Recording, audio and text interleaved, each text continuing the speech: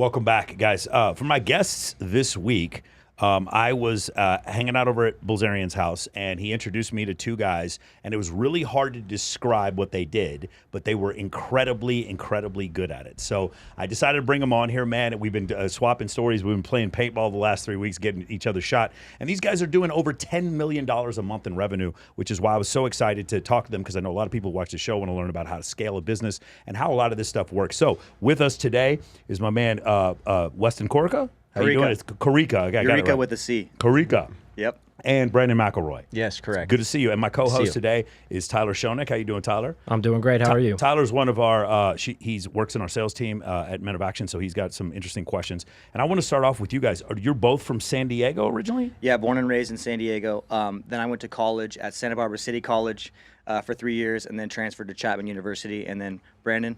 Yeah. I born and raised in San Diego as well, and then I went to San Marcos for 2 to 3 years, and then I graduated. Wait, San Marcos in California or the one in Texas? Sorry, San Marcos University in San Diego. Okay, got it. It's in California. Cal State? Cal State, correct. I took the JC route to there, and I actually was going to be a dentist, but at the last minute I pulled out to do business with this guy. I talked him out of being a dentist. I was like, you're going to be the worst dentist in the world. You're going to come do business with me. So He did a good job. He did a good job. So Dan Fleischman, who's also from San Diego, he talks about when he started off selling T-shirts. Is that something you guys did? we did the same thing. Yeah. So basically, right when I think it was like freshman year in college, we reunited, and at that time we were flat broke. We had no money. I was at junior college. He was basically at junior college as well. And I was like, dude, I want to make money. I want to start a business. I want to be successful. At the time, we actually followed this guy named Nicky Diamonds. I don't know if you remember that guy. Vaguely. Yeah, he started Diamond Supply Co. It was like a T-shirt company sort of brand and whatnot. He was absolutely smashing Instagram at the time. And he was kind of just who we were looking up to. So we were like, dude, I think we should, he has a Ferrari. Like, we should probably just start a T-shirt company. So we started a T-shirt company. It was called Golden Glaciers, made the logo on fucking Photoshop off my computer. And I somehow convinced this guy to go into business with me. We ended up selling 4 shirts to friends and family.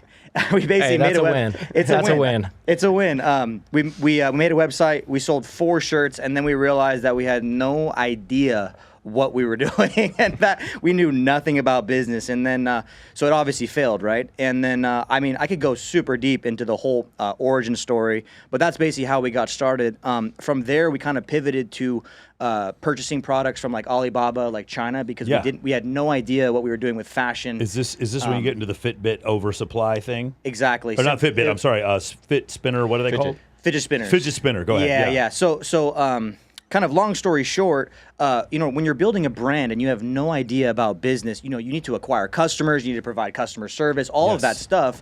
And when you know nothing about business, doing that on your own is almost impossible, because we were 20 years old. We had no idea what we were doing.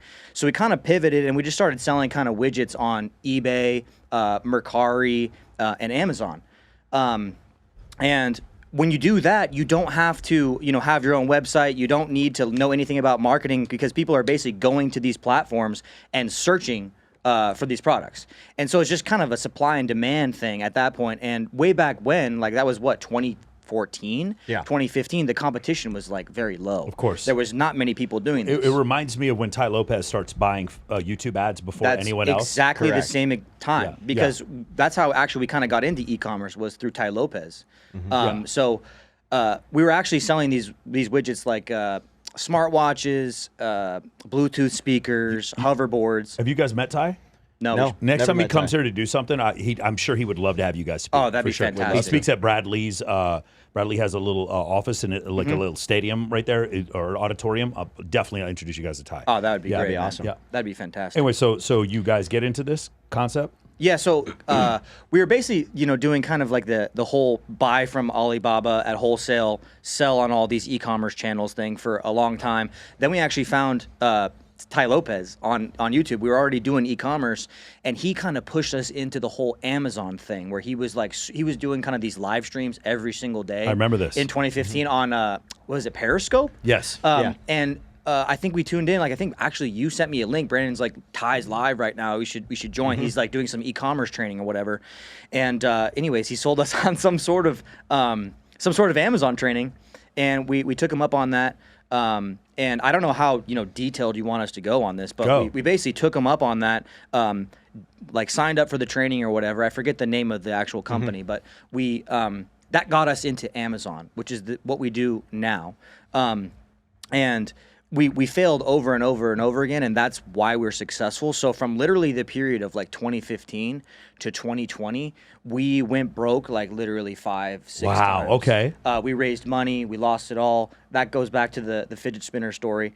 Actually, we were able to bribe, kind of, not bribe, but like talk Brandon's dad into loaning us, I think, what was it $30,000 in a loan? Originally it was 30, yeah. And he's Brandon's dad's very successful. We look up to him. He owns his own dental practice, which is why Brandon was going to be a dentist.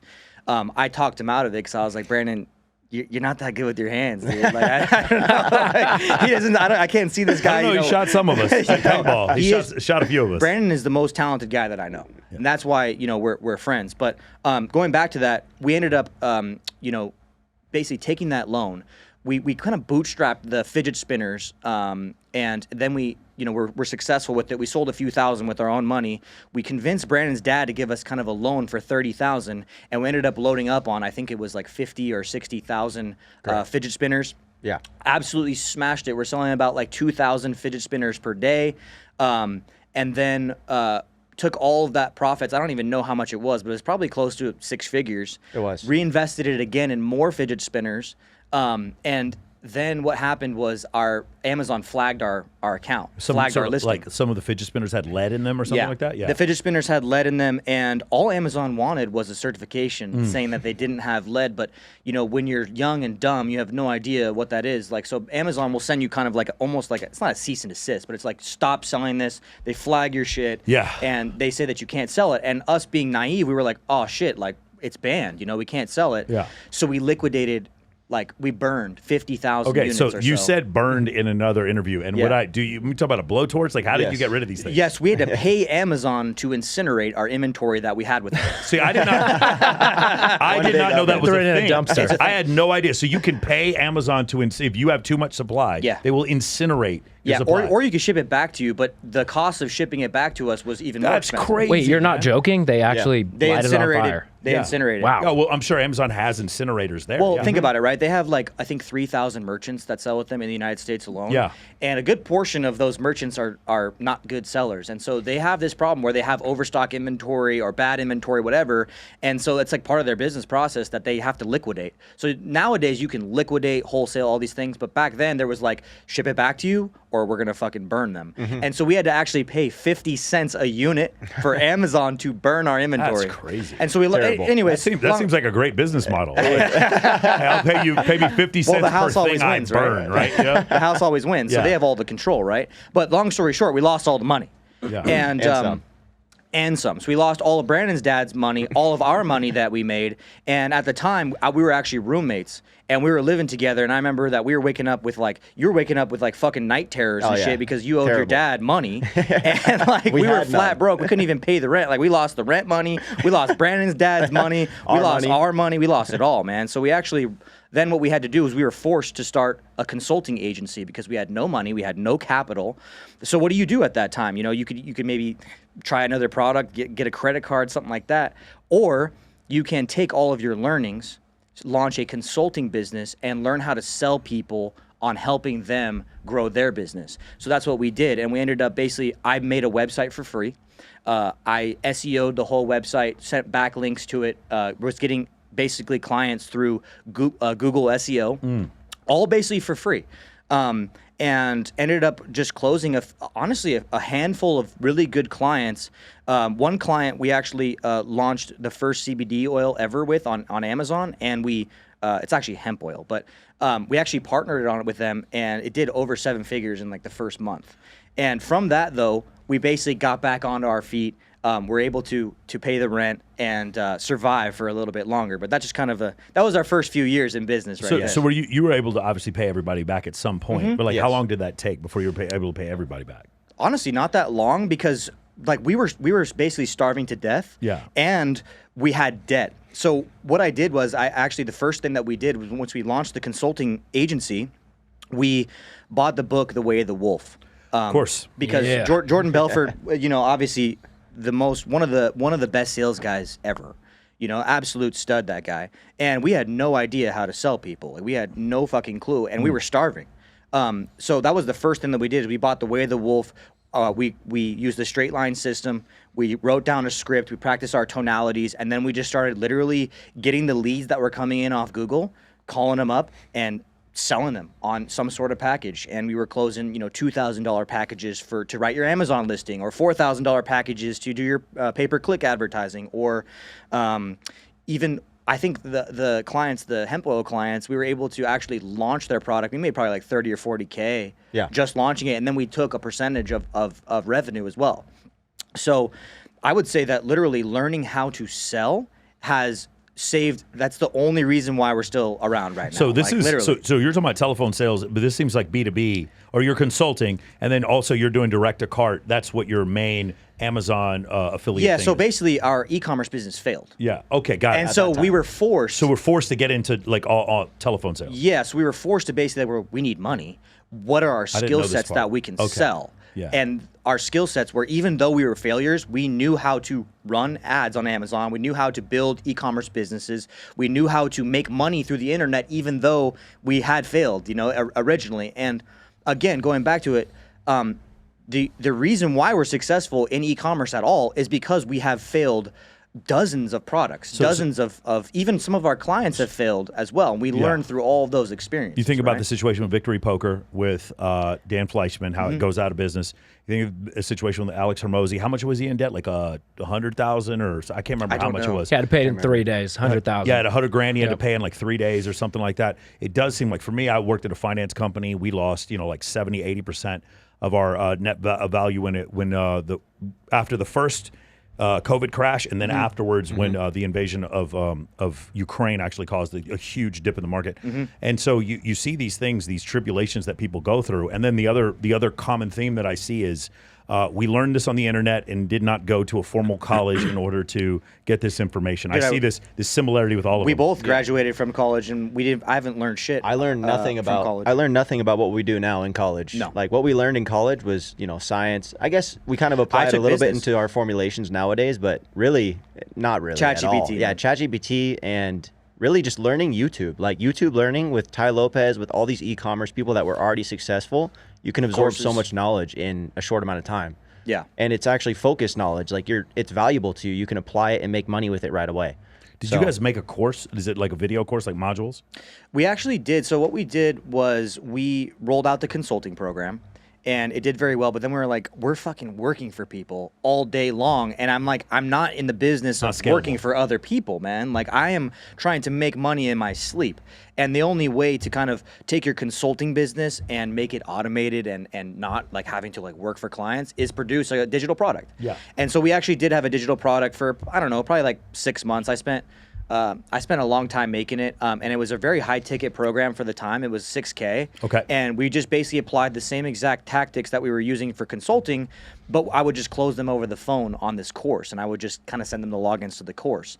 But it got to the point where in the background, like this is another part of the story, in the background, we were still launching our own products. Yeah. We were still taking the money from the consulting. You were doing the thing while teaching the thing. Exactly. We were doing that, and then it came to the point where we were like, all right, we made $100K this month off our e-commerce business. Why am I worried about these fucking clients? Why am I worried about all these people with the training? They're like, oh, I'm not getting results, and I'm like, I'm making so much money over here. It's your fault for not getting the results, kind of thing. And so we just killed the program. We killed the consulting. We just went all in, back into the business once we were back on our feet. This is fascinating to us because obviously I sell an info product. The difference is I have 114 modules that I sell, plus like a bunch of other stuff. It's a few thousand hours of content. And then I do 2 weekly group calls for 3 hours each where I answer questions, and then I do one-on-one calls with all my clients.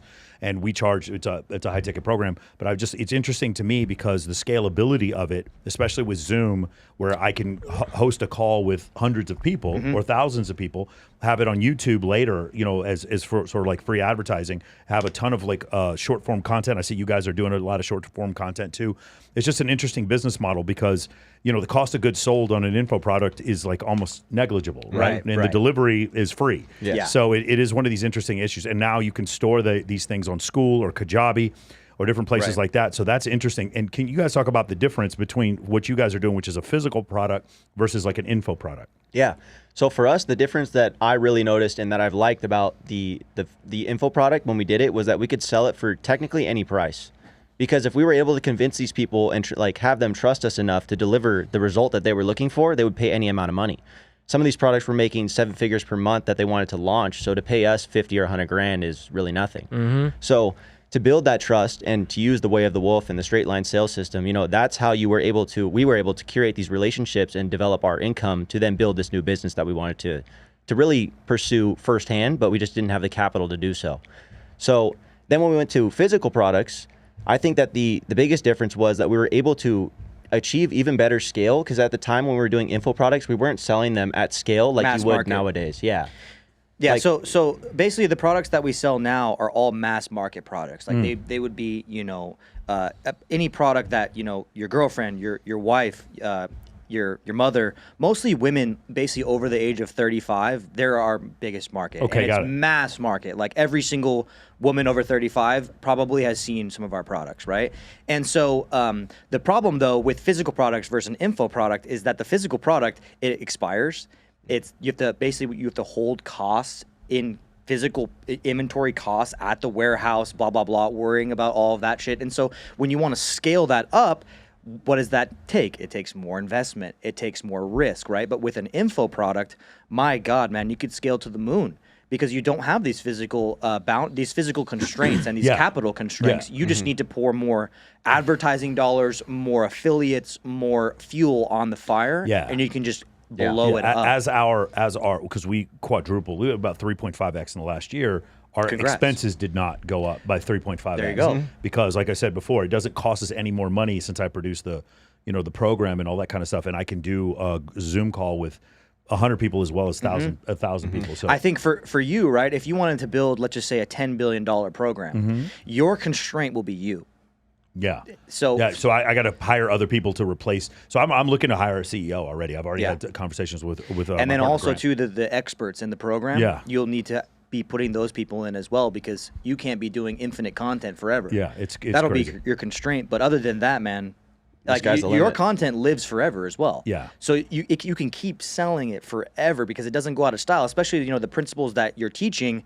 They're the same over time mostly, except for like maybe like some social media tactics. So that or is one of the whatnot. interesting things. So we have the evolutionary psychology book here, is because what I knew when I based this in science, like what you're saying is, and I say this in the course. I don't know if you've seen it before. I go, hey, I don't know if you guys are watching this 30 years from now, but this is still going to be true. Yeah. Instagram won't be the coolest platform anymore, Right. but women will still be more interested in status, and men will still be more interested in looks. Right. 30 years from now, call me out on this if I'm not correct. And so yeah, that kind of stuff, I do believe the scientific part is evergreen, which is part of the reason why I did it, because I didn't want to have to update it. Because I know if I was selling an Amazon FBA course, I got to rewrite my course all over again. Cole Gordon with his course, he has to keep rewriting his course all over again. I have to rewrite a few things when it comes to like DMing people on different platforms, but for the most part, it's not really that big of a change from week to week. The difference, though, I will say this is, you guys, when you sell a program, there's an ROI that comes back to it. But run an average ROI. If the average ROI is $50K a month, then I'm willing to pay you $25, $30K a month, right? The problem is, in my situation, because we specifically, for FTC reasons and different reasons,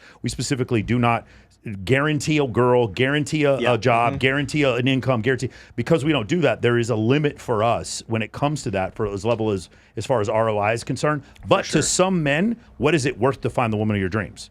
And it's worth more than money. So it's like it's you just kind of find the right thing for us. Can you guys go over this real quick? 'Cause it's something we've been experimenting recently, which is A/B testing ads. So for us, we tried a bunch of different taglines. The "Are you dealing with a breakup?" seems to be crushing it more than any of the ones that we're doing. How have you guys worked as far as like do you A/B test ads, or are you just using brand deals with influencers? How's it work?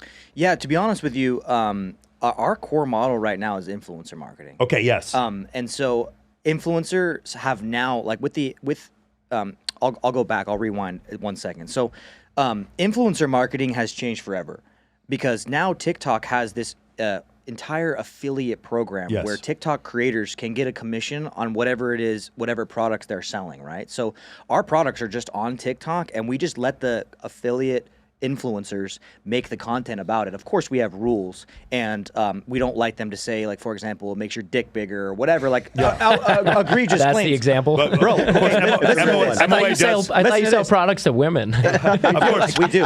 Of course, by the way, MOA does make your dick bigger. I don't know if you guys are aware. it does. 100% That's guaranteed. true. At least 2 inches. Yes. It's phase 11. Yeah, phase No, 11. but okay. So if you let your influencers and your creators just say anything, they'll start saying your dick will get bigger, you'll make hundreds of millions of dollars, blah blah blah. Right? Sometimes when guys intro me when I go on their podcast, they say shit and I have to correct them. I was like, no, bro, I never did that. I'm not. I don't have 50,000 people in my program. Stop. Bro, you'd be surprised. I mean, well, because they're incentivized, right? course. And so if they know they can make profit, they'll fucking say anything, man. Because people, they want to make money, So you have to put some constraints on it. But going back to your question, yeah, we do A/B tests, but for the most part now we kind of just give free reign to the creators because, for example, last month we have one product.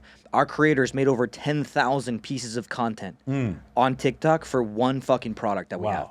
And so at that point, we know what works. Like, we don't have to A/B test shit because we're like, oh my God, all of these headlines or all of these ad angles worked. Like, we don't really need to, A/B test because we have all of the content kind of for free. Yeah. And what we do is we take all of the top performing videos from all of our affiliates that we can see the metrics on. Like, this is the conversion rate. This is how much money we make, whatever. And then we take that and we make like a super ad and then just launch that. And of course we test from there, right? But honestly, the game has really changed. Like if we were going back to Meta, a couple years ago, you'd have to be A/B testing like all the time because all the data you can put in there. Yeah, it's just because then you're manually making every single ad and you have to get nitty gritty with it. Now with the affiliate creator, I just be like, here's the product, here's a bunch of ideas, go fucking do it for X amount commission, and then they go and they just make all the content. So for us, for our affiliate, you just apply for a code. Or you get an affiliate code that you put in your description for whatever piece of content you have, and then we pay you a percentage. How does it work with you guys? Same thing. Just a code? Same thing, except for on TikTok affiliate, they have built some sort of proprietary technology that tracks every single sale that they generate and pays them out like all automated. We do nothing. We put the product on TikTok Shop. The affiliates promote it, they get a commission, and it's all taken care of through TikTok. It's wild. So I'm curious. I don't think we could do that with a high ticket program, though. Not with a high ticket program, but you could do it with a low ticket offer, and then you could upsell all of those people into your high ticket. And that's what we're doing. We have a free offer, but the problem with us is like a lot of times what happens is somebody will pay for our high ticket offer, but we don't know exactly who it came from. But if we use someone's affiliate code, we do. But it was like I watched 16 pieces of your content, then I saw Rollo, and Rollo had it in his. Rollo's one of our biggest affiliates, right? Rollo is, and Myron Gaines from Fresh and Fit. There are like probably our two biggest single affiliates that are like influencers because they put the promo code down in there and they've sold $10,000, $20,000, $30,000 worth of content. So it's really interesting how that works, but it's harder to do with a high ticket program. And what I was thinking about, what made me think when you guys were talking about they're more incentivized to say whatever, is the more outlandish things that these affiliates were doing for Andrew Tate when they were trying to sell The Real World. They were trying to get the most inflammatory quotes of him saying stuff like, I'll give you an example. And I've talked to Andrew about this briefly, which was was this one time when he goes, the girl goes, this car is mine, right? I own this car. Do you own this car if we're dating? She's like, yeah, I own this car too. And they cut that part out. And then the response was, well, then I should have 50% of your OnlyFans if you have 50% of my car. And he was saying it to be funny. All they kept in there was, you know what? I own 50% of your OnlyFans. Like, oh, this guy's like a pimp. He's a human trafficker. Right. And but because it was more inflammatory, these guys were pushing people to a $47 a month product, which you can do on TikTok. I feel like you can do. You can sell supplements on there, any kind of like stuff like that. That's direct to cart. Anything that's under like $200, I think it's easy to sell or easier to sell on there. Yes. I don't know. Do we have any sales from TikTok? I don't know. We may have a few. Very few. Maybe 2 or 3% of our sales. Yeah, but we get. I mean, most of it's from Instagram and from YouTube. Yeah, exactly. And so it's just one of these situations where it's like they're incentivized to just fucking blow the roof off, and then so there's this weird conundrum I have because I'm giving them this huge. But how many terabytes do we give them of all my content? We give 2 to 3. Everything. every clip I do, and they have permission to make clips out of it, and so they'll do it with like a little video game playing underneath or whatever, and they sell the program. There are some dangers when it comes to that. Like, well, it's reputation management at that point. But like, right? Can you get in trouble with the FTC if one of your affiliates does this? Yes. Okay. Yes. Because it's your content. How do you catch are people? Making the money.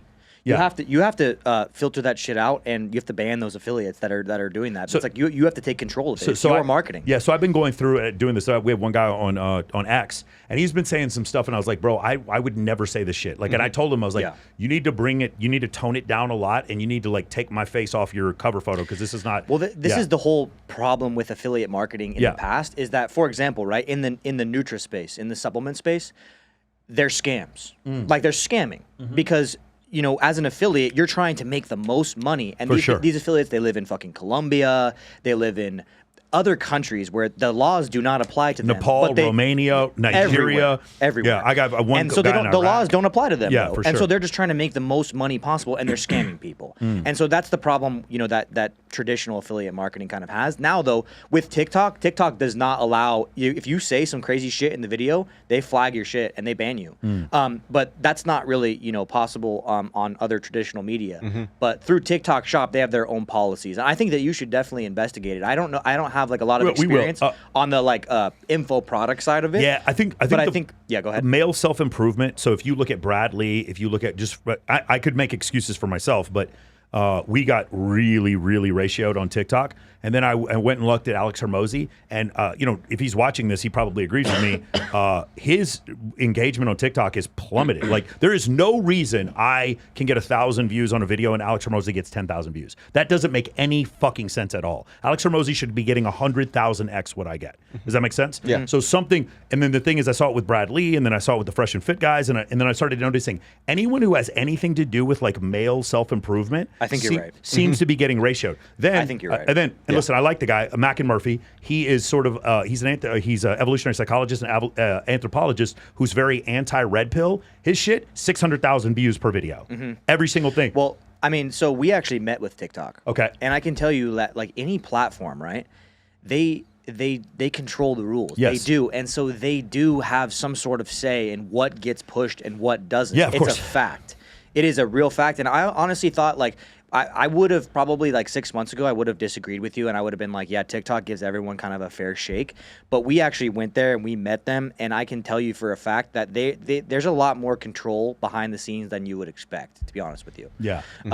So I just noticed specifically these guys. I haven't checked Ed Milet or Ty Lopez, but I'm almost guarantee you, like for the audience they've been massively ratioed. Yeah. Whereas a girl who's young in Daisy Dukes sitting there doing a dance is not ratioed. You guys are selling products to women over the age of 35. There's no way TikTok's going to ratio you.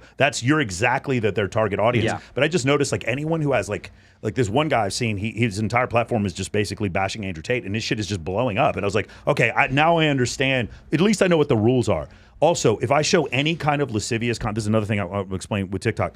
Anytime I had a girl, she did this experiment, and it absolutely is true. Anytime there's a girl's butt and it's face on, her butt is face onto the camera, at any point, you're going to lose your TikTok. It doesn't make any difference. Curvy, like women that look like, again, anything that seems to promote any kind of fertility or fucking heterosexuality or anything like that, it seems to be ratioed or banned. I do not know maybe you guys can tell me one. I do not know a single attractive female influencer who has not lost her. You saw, what's her face? Kim Kardashian lost hers. I do not know a single one that hasn't lost their TikTok. Every single girl who has boobs and a butt has lost their TikTok. I think also, too, to kind of not play devil's advocate, but a little bit, is that there was such a huge OnlyFans push, or OF. I don't even know if we're allowed to say the fucking word nowadays because they'll flag your account. But there was such a huge OF wave with TikTok that they had to put something in to where it was like the whole fucking TikTok was OF. Like, I actually know several girls that made millions of dollars off TikTok for just being hot and shaking it and you know, putting themselves out there, and they had to curtail that back, or they were gonna, you know, have a huge problem. It was just TikTok was gonna turn into OF, like So, but I think that you're right though as well. That absolutely makes sense. It's just one of these things I noticed where I've just never, and I actually, not to get super controversial here, but I know some content creators that are homosexual and they never get their shit taken down. Of course, but it just seems curvy, attractive women. in any kind of bathing suit or sportswear, they all lose their TikTok. And I don't understand, like, what are you trying to not promote? I'm not talking about porn. Don't promote porn. I'm totally fine with that. I'm totally fine with not promoting OnlyFans. But it seems like even healthy fitness girls are losing their stuff. They're getting weird about it too. Like, you can't run any sort of ads on TikTok that shows skin. Like, nothing. That's exactly what we saw. Yeah. So you see with my content on Instagram, I'll show the lifestyle videos of me with a bunch of girls. They actually do really well. In fact, one of the strangest things is that my reels were doing better than my photos. Now it's completely flipped. My photos are doing way better than my reels now. Anytime I have a photo that shows me just doing normal shit with a puppy or my girlfriend, it does way better than anything else I do. And there's videos of me with girls, and it's never penalized. But on TikTok, we have completely stopped posting it. I told my guys, anything with girls in a bikini, anything like where they look like they're happy and having fun with me, get that shit off there. TikTok does not want to see women they're having smiling, fun with me. it's over. If women are smiling and look like they're having fun with me, get that shit off my TikTok. They're gonna take me down. On Twitter, bro, you can post anything. I am shocked at the shit I see on Twitter. I just saw somebody get murdered, ran over by a train. I saw people having sex. It was crazy. Like, what is this shit? Hey, free speech, baby. Free speech. Free expression as well. Fuck. Okay, so for you guys right now, it's gonna be Instagram. I would imagine you'd be able to sell some on Facebook, right? Meta. So for us, we use Meta, but I'm like, it is surprising to me how well it's worked on Facebook for us, and I believe it's because it's the older gentleman who's been divorced. He likes our product a little bit more, and he sees us on Facebook as opposed to Instagram. That's what I've seen also. But my all the like personal brand content that I put out, my Meta account got hacked for like 6 months. Happened to us too. Got absolutely screwed. I ended up getting it back, thank God. But my Facebook Reels were fucking killing. Yes, same thing with us. Which is insane. And a lot of the like I think it is like a lot of like 35, 40 plus. That's where they live. They like live on the like Facebook feed for real. Dude, I'll tell you, Facebook is probably still the most robust. Like, there's the most things you can do on the platform, even though it's not the cool platform. If everything else went away and we just had one social media platform, we could still do everything on Twitter, YouTube, everything we could still do on Facebook. If they ban TikTok, I'm gonna get so much more rich.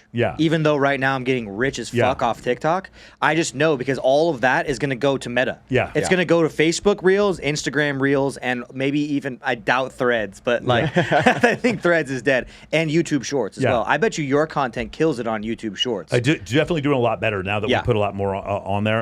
It's something. I think the long form as well feeds into the short form. I don't know what it is with the algorithm or whatnot. So for us, it's a little different because the longer I can get you to watch, the more likely I am to get you to buy a high ticket program. Whereas before, like, I could just show the influence of a celebrity or a hot girl to get you to buy something direct to cart quickly. For me, there's got to be trust. And so whenever we sell someone, occasionally it's from an ad, but a lot of times it's from, been watching your videos for 2 years. Wes Watson was actually the one who taught me this. He's like, dude, I'll have guys that have been watching me for 3 years, watching my free shit, or they're doing my $47 one. And then he goes, I'm just the motherfucker who doesn't quit. And then eventually they join in. Remember Ibimo when he joined? The dude had been watching my stuff for 3 years. It come on all the calls. And then finally he joined. And so, like, that's another thing. It's very different with a high ticket. It's crushing it now. And it's also, too, you're kind of saturating them over and over. And if you don't miss, and they just continue to see your face over and over, and they're like, fuck, Michael gives so much value and he never misses. Dude, you can't stop but convert. Like, you can't. So let me ask you specifically, because this is an interesting thing. So when we play paintball, we're with Nick and Kevin Pern from V-Shreds, and they come out there, they own V-Shreds, and people are like, oh, you know the guys who own V-Shreds. It's that guy on the Instagram. I was like, that's not the guy. That's like, but he owns V-Shreds. I'm like, he doesn't own V-Shreds. I've seen the rolls, and it's fucking Nick that's driving the rolls, not him. Anyway, so you know what I'm saying? Like, and you guys too. Correct. And so I'm watching this, and I'm just interested because you guys are doing something very different. I call my podcast the Michael Sartain podcast for one reason. It's not out of arrogance. It's because Ty Lopez's website was called what? Does anybody remember? TyLopez.com. TyLopez.com. Who can you never fire from TyLopez.com? Ty Lopez. Do you guys remember the whole thing with Call Her Daddy when they split up? You remember they were suing each other for intellectual property? They were getting into a lawsuit. Portnoy and Portnoy bought it, and they had to come to a settlement. I'm never going to have to settle for this, and that's the main reason why I did that, is because I didn't want to get fired from my own personal podcast. brands. You can't beat them. Exactly. So this look at Andrew Tate. Yeah, exactly. So this is my issue here. You guys are not necessarily the face when you're selling these products to people. No one knows. No one knows. So this is the same. And the same thing with Nick and Kevin. I didn't know who they were before. Now we all knew Nick. For those of you, Nick used to be in the. But like that's one of these things I didn't know who these guys were before. And I'm just curious, Is that an easier way to do it? You guys are just sitting. So this is the reason why when we met, it was harder for me to describe, because I was trying to describe to Tyler and Grant and Miguel, my partners. I was trying to describe what you guys do, because you weren't influencers that made a bunch of money. You were dudes who made a bunch of money that started to become influencers. Right. Correct. I would say that our whole life we've always operated like that too, though, that we never really wanted to be the face of the brand in the front, kind of like V-Strip wanted to do it. They hired a spokesman to take that role. And we were more in the product development, making the best products in the world and offering them to the customer and finding the best way to do that. That's where we specialize. We don't specialize in spokesmen of the brand, making the videos about how to do X, Y, and Z about, your problem. But we're really good at writing scripts. We're really good at putting these together with production teams and putting them in the market and selling customers in a way that works very well. Yeah. And we've been able to scale our business and build it just purely by focusing there, and just being in the front is another variable for us. So we've just chosen to step in the back. Well, also too, and when you're the face of the brand, there's a lot of risk that's associated. Let me tell you. With that. And especially also in our space, we've kind of just played behind the scenes, and we've just been very tactical. Like, my number one book that I recommend to anybody in business is The Art of War in Business. Of course, yeah. And, as the general, you will be attacked, right? And so if no one knows who the general is, technically, you have an advantage, right? And so that's kind of how we've run our business. And I would love to just come out and tell people, because if we came out and told people the brands that we have, we would probably be a lot more famous than we are now. Yeah. And I think that we do plan on doing that in the future once we're a little bit more established. But to be honest with you, if you just know the fundamental, core principles of business, you don't need to slap your face on it. Yeah. However, if you're just starting out and you know nothing, I would recommend actually, leading with the personal brand. Yes. If I was starting over from scratch, I would build a personal Because brand. your acquisition per client is cheaper if you can make it, if you can make it organic. You could literally set up an Instagram, a TikTok, a Meta, and a YouTube channel right now. Start busting out content, and in a couple of months, you could easily replace your full-time job. Yeah, so the opposite would be Hormozy, who's like a way better version of what I'm doing. Hormozy is he is the head of the brand, and because he is also famous, there's like a point of fame where you're so famous that, so for instance, if I say something, if I have a quote, my quote has to be crazy in order for people to live. Like I have some quotes that I have that are just, the quote itself is crazy because I'm not famous. Hormozy and even to a certain extent like Ty Lopez, it's the fact that they even said the quote. Right. Best example is Jocko Willink or fucking David Goggins. Yeah. David Goggins says a thing and it goes viral because David Goggins said it. Yeah. Hormozy has gotten to that point, okay? Joe Rogan has gotten to that point too. When you get to that point, now his acquisition the cost of acquisition per client is so low because of what he does. There's so many great tricks in that book right there, Behind You $100 Million Leads, where he talks about hiring one firm to run his ads, another firm to teach him how to run ads. Then he fires the firm that was running his ads. Thing. You guys do the same thing. We do the same thing. I read that in that book as well. You did? Yeah. That's where we started doing that as well, and we've done that with quite a few different agencies. I don't really want to mention names. Well, if you're just starting out, right, and you don't know how to build something, you can just hire an agency to build it for you, fire them, and take it over. It's really not rocket science, And then a lot of agencies too, the problem with agencies is they don't have any skin in the game. You're just paying them, but you can get them to build out the entire system for you. And then since you have the skin in the game and the incentive, you can take it over and fucking run with it. Yeah. I think that what you're saying is the best way to do it. Do you so for me, I have a team, Media Scaling, that does a bunch of our stuff. And I say because I don't have time to approve every single thing they make because they make 40 clips a day. But the things that go on my channel, I have to approve. Do you guys do this? I imagine someone's making your clips. You approve every single one of them? Yeah. You send feedback? I use Google Sheets and I give them notes and then they come back or frame.io, something like that? Yeah, we use Airtable and Google Docs. Okay, Google Docs is what I've been using. Yeah, put notes on there. That's a really good one. And then you guys were using the same, I noticed the music is kind of similar where we're using viral music. And then also the other one is AI-generated images, not AI-generated images, but artificial intelligence, which then chooses the images. When I say a thing, it just pulls up a photo of that thing. Yeah, that's a software. I forget which software it's called. I don't know if Opus does that, but there's another one that does that Opus for sure does. Yeah. And so a lot of times you're going to talk to some of these media companies and they're going to tell you how they can produce a ton of content, not realizing that they're using the same AI that you could be using yourself. Same thing. I don't know if you guys seen HeyGen, right? Hey Jen, I think I've heard of it. You record like 10 minutes of yourself talking, and Hey Jen will you can type in whatever you want, and it will make yourself. Right.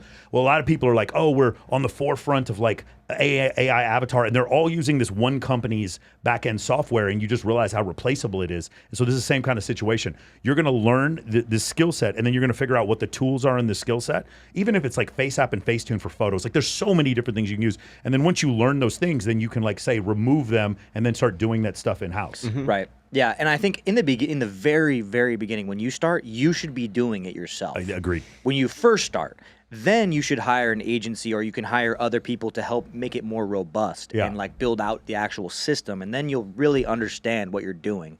Then you can fire them and replace them with other people or systems or softwares, whatever it is. Like when we first started making like short form kind of TikToks in like 2020, 2021, and we were doing all of our own editing, all of our own shit. Me too, yeah. And from there though, I actually hired an agency, and then I realized they were using fucking Opus, and my clips were kind of shit because they weren't like, for me, right? When you watch yourself, you know, you can pick out, you're like, oh, that's a nugget right there. And, I started sending them timestamps every day. I was like, you have got to make these. Yeah. Exactly. And like an agency though, with like Opus or whatever, they don't have the same incentive, and they miss. You know? And so, but not only do they miss, often one of the issues that I've seen with other people is that they'll take your viral content and repost it, but that didn't cost them anything to do that. Yeah. And I understand that concept, but like I don't need my viral content reposted that many times. What I would rather have instead is making new viral content or going back. You guys are episode 121.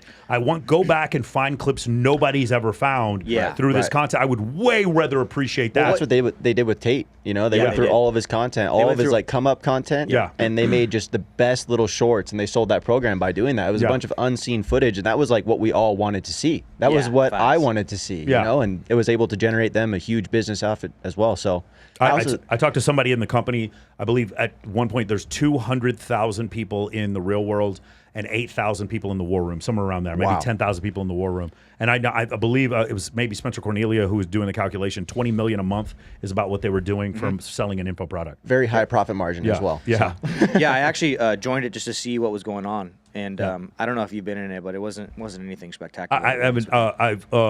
I text Andrew every once in a while. I'm interested in Justin Waller is one of my good friends. Andrew Tate introduced me to Justin Waller, who introduced me to Rollo Tomasi, and Andrew tried to get me on Fresh and Fit the first time. That's how I met him, and it was one of these interesting situations because you see. He got a hold of this idea of using affiliates to sell an info product better because Ty was doing ads. I don't remember a ton of affiliate stuff for Ty before. You guys are doing affiliate stuff, and I'm curious. So for us, one of the things we're trying to do in our program is we want a triangle. I don't want 100% from affiliates or 100% from ads or 100% from organic. If organic is less than 33%, I want to boost organic. I would like to have a third from each just in case we lose, our meta account gets it. And so that's something we've been able to do. Have you guys organic? So is your plan in the future with your short form content to start maybe promoting products yourself, or do you guys want to stay behind the scenes? I think, to be honest with you, once we're a little bit more scaled out, so like right now we have 50 products. Yeah. And they're all doing tremendously well. And we have probably about 60 more that are in research and development that we're going to launch. We have some really big things coming down the pipeline. We're hiring a lot of people. And so once the company is built and it's more solid, I would say, and like no one can really take it out from some sort of fucking lawsuit or whatever, right? I think I would publicly come out and be like the CEO of the company and talk about it publicly. Well, that, but also have a product on like how you guys scaled up to where you were. Sell that as a thing, and then that just be. It's very similar. I don't know if you guys remember Eben Pagan, David D'Angelo. He sells this product called Double Your Dating, and then later comes out with a business course called Get Elevated under his real name, and he explains he's the guy who created the squeeze page. The squeeze page was invented by a guy named Eben Pagan back like 25 years ago. And he talks about that. He was a dating coach. And isn't it funny how many of the guys came from that space and got into e-com? Yeah. You know what I'm saying? Like, it's Max Torno. I know actually a few of those. Yeah, Jason. I'm not going to drop Capital, names, but I know a few. Like a bunch of guys that did that. And it's really interesting because they're selling an info product on dating that didn't have a direct ROI. So it's more difficult. And they use that advanced skill set in order to sell, like later on, brick and supplement products, workout products, stuff like that. It's pretty amazing. Correct. Yeah. I think also going back a little bit, it's really important too, when we were talking about the videos and the editing, it's really important to always have like done these things yourself first. Yes. Because I believe you need to know every step in the process to be able to teach it and also manage it correctly. So that's what a lot of people don't do is they start a business and they just start hiring people. Yeah. And if you've never done what you're hiring this person to do or have any idea, this person could do an ass job and you will have no idea. Or rip you off. Yeah, or rip you off. You'll lose money no matter what. So yeah, when you guys started out, how did you divvy up the tasks? Or was it like you guys both did everything? It was a unit. We were just whatever it needed, we were going to do. And whatever it took, we were going to do it. I mean, I remember sitting in our La Jolla apartment. We had literally no money, negative money. We were sitting there with Google Docs pulled up on the screen, has a straight line sales system script on it, and we're just calling people, just DMing them on Facebook, just like, can you talk right now? Like, can you talk to me? And no then joke. Get them on the phone. No joke. Like, We were hey, messaging just start hundreds reading of it down on like, Facebook. I forgot about that. Start reading it. Grinding, then we'd have all of our, we'd start Grinding. looping them, just like, we're like, please, like close. And then eventually we were able to get the system down. But if we had never done any of this and built out all those listings and all of the keyword research and everything, we couldn't build the company we have today. Yeah. And how does that differ from where you guys operate together today? Like who does what? Now we're more segmented, but I would say we're more segmented because of how much volume of the things that are going on. Now we can't really be involved in the same task as much, but we still collaborate on just about everything. Yeah, if I like looked at what he does, I would combust. Like I would explode, and then vice versa. Yes, right? So like yes. I'm more on like the marketing side, the product formulation side, the branding side, and Brandon's like numbers and like operations and all of, like a lot of the back end shit. And I fucking hate that shit. I like if my accountant calls me and to ask me about a transaction from 2023, I literally tell him to fuck himself. Like no joke, because I can't do that stuff, dude. And so that's kind of where also too, that we have like a mastermind. I would say, right? Like without him, I would be fucked, and vice versa. Right. Correct. You know, we have a team. Right. Right. And so when you're, growing anything, when you're growing your company, when you're growing, your personal brand, when you're growing a relationship is always two people, so you need a solid team no matter what, because you can't quarterback and be the linebacker and be every single position. Right. Right. Right. Do you guys ever butt heads or have points of contention? And if so, like, what's your guys' process for coming to a decision together? I would honestly say, and I say every time, that me and him never really fight. Like, we've never fought, but I think that's because we've starved together. We've been rich together, Right. and then we've starved again together. You went and to done war that together. many times. Yeah, and we've been, not literally, but killed many times in the war, and we've had to revive each other over and over. There you go. Right. Like, almost literally Love that. revive me. Shout out to Revive, TRT. Shout out to Revive. Peptides. What I was going to say is, so my two business partners, we were all ripped off by the same person, and we were both like the really shady business practices while we were working for him. And so when we got out of that and became our own entity, we were like unleashed hounds, like these fiery dogs of just like 100K the first month we were out the gates, because we knew exactly where we were being held back. We knew we were so voracious and angry to just get started and have no one put fucking shackles on us. And it was incredible how quickly the business grew because of it. But you guys remember the E-Myth Revisited. And it reminds me when you say this, the numbers guy would be Miguel for us. He has a master's degree in finance. And the guy who does all the back end stuff is Grant. And Miguel and Grant want nothing to do with standing on stage or having, like when I speak at Ty Lopez events or I speak at Aspire or whatever. Or They want to hang back. They want to hang back. They want to be kind of like what you guys are describing. And then also like going on a podcast and having random people make videos about your girlfriend and your family, like that type of shit. They don't want anything to do with it. And I get it, and I totally get it, man. It's one of these really crazy things. Sometimes I have guys in the company that'll be like, "Hey, Michael, I'm thinking about starting a podcast," because they see. Like, guys, it's not an accident. I'm at the same. We're all playing paintball together. You know how many people would love to go play paintball at Bilzerian's house every day? Right. How many successful dudes are there? Even BJ Baldwin, fucking Steve Aoki was there. Aoki was there throwing cakes. He shot Steve Aoki in the face. The other day. Yes, I did. Like, you shot Steve? Yeah, he Yes, shot I Steve in the did. face. Oh, Steve is scared. Like, Dude, he was terrifying. He's really good. I didn't tell anybody this, but I was trying to hit Steve the entire time. Yeah. I was like, I need to get Steve Aoki. Yeah. Yeah, but it's like we do that. But certain things, like there's a reason why I'm friends with Ty. Like there's certain things you get to buy or get to purchase or places you get to go because you're the face of it. But I think with you guys, it's even better because it's like your success speaks for itself, and then the people behind the scenes all know. I mean, anybody doing 8 figures in e-com, I would want to be friends. I would want to get all of you on the podcast. And a lot of people who are watching are going to be like, well, I've never heard of these guys. And that's my point. It's like the guys behind the scenes who are killing it. It's so funny. The best interviews I think I've ever done, probably the most important ones, are going to be like Cole Gordon, Jeremy Minor, probably you guys, guys like that. And like they're my podcasts that get the fewest number of views. And I'm like, they're giving away game to make $10 million a year, and you guys want to watch the interview with some girl with a gigantic ass that I had on my show who talked about fucking 6 dudes at one day. Like, of course. But like that's all you care about. And I'm like, bro, like That's pretty entertaining. It's just so. I gotta be honest. It is pretty entertaining. We love those episodes. Well, also too, I do like too. we could be silently rich. I could have put out 0 videos. For sure. But you know what? When I started putting myself out there, even though I wasn't talking about my core business, I was just talking about general e-commerce and shit. Look where it connected us. Of course. Look That's where exactly my point. Look where Yeah. we connected us, you know? Yeah. So My ultimate point is that's why we're all on this show together, exactly. right? Dan, I'm going to have Dan on my show here again pretty soon. And then like all the collaboration. I just talked to Greg Doucette today for the first time. I'm pretty excited to have him come on the show.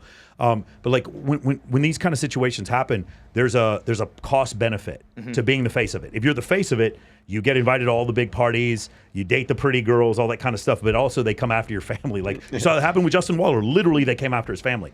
So it's like one of these crazy situations. Same thing with Rollo Tomasi. Literally doxed his wife, doxed his daughter. Jeez. Yes. Yeah. And it's just one of these crazy things that happens, man. And so it's just one of these nutty ideas. What about you? I got to ask you, how has your experience been with that? Have you had people? Yeah. Yes. So one of the things that I did was by the way, love Owen Cook. He's one of my favorite people, and he's probably the best public speaker I've ever seen live. But Owen, a lot of the guys in the pickup community, I felt like a lot of the guys who were in that community felt like pickup failed them, and we built kind of a brand off of that. And the brand basically was, you guys are showing way too much intent. You don't have any female friends. You can't get in any cool parties. Your social media sucks. You're out of shape, and you don't know how to dress. And so I attacked that segment, and my clients got results very quickly. But like, just imagine if you've spent 18 years telling dudes that men and women can't be friends, and then you see my ad. Yeah. You'd be like, what the fuck is this, dude? And you'd be so angry. You'd be like, this is bullshit. This can't be true. And then you see 1,500 clients, hundreds of testimonials. And then you start to say, wait a second, was my God not real? Have I been praying to a religion that wasn't real? So the hate I get, it's like if you prove to someone who had a religion that their God wasn't real, they're not going to shake your hand and be like, hey man, thank you for telling me the truth. They're going to fucking put a bomb on and blow you up, bro. And so like there's people right now who have businesses, and my existence is so fucking inconvenient to them because they're still teaching 2005 pickup shit. And I'm like, hey man, just to let you know, like guys will come and do the pickup boot camps at like XS. I'll give you an example, XS or Omni or whatever. And they'll be like, yeah, man, we're all here talking in 9s and 10s. And I'm like, bitch, I'm on the stage. All the 9s and 10s are on the stage. And I don't mean some of them.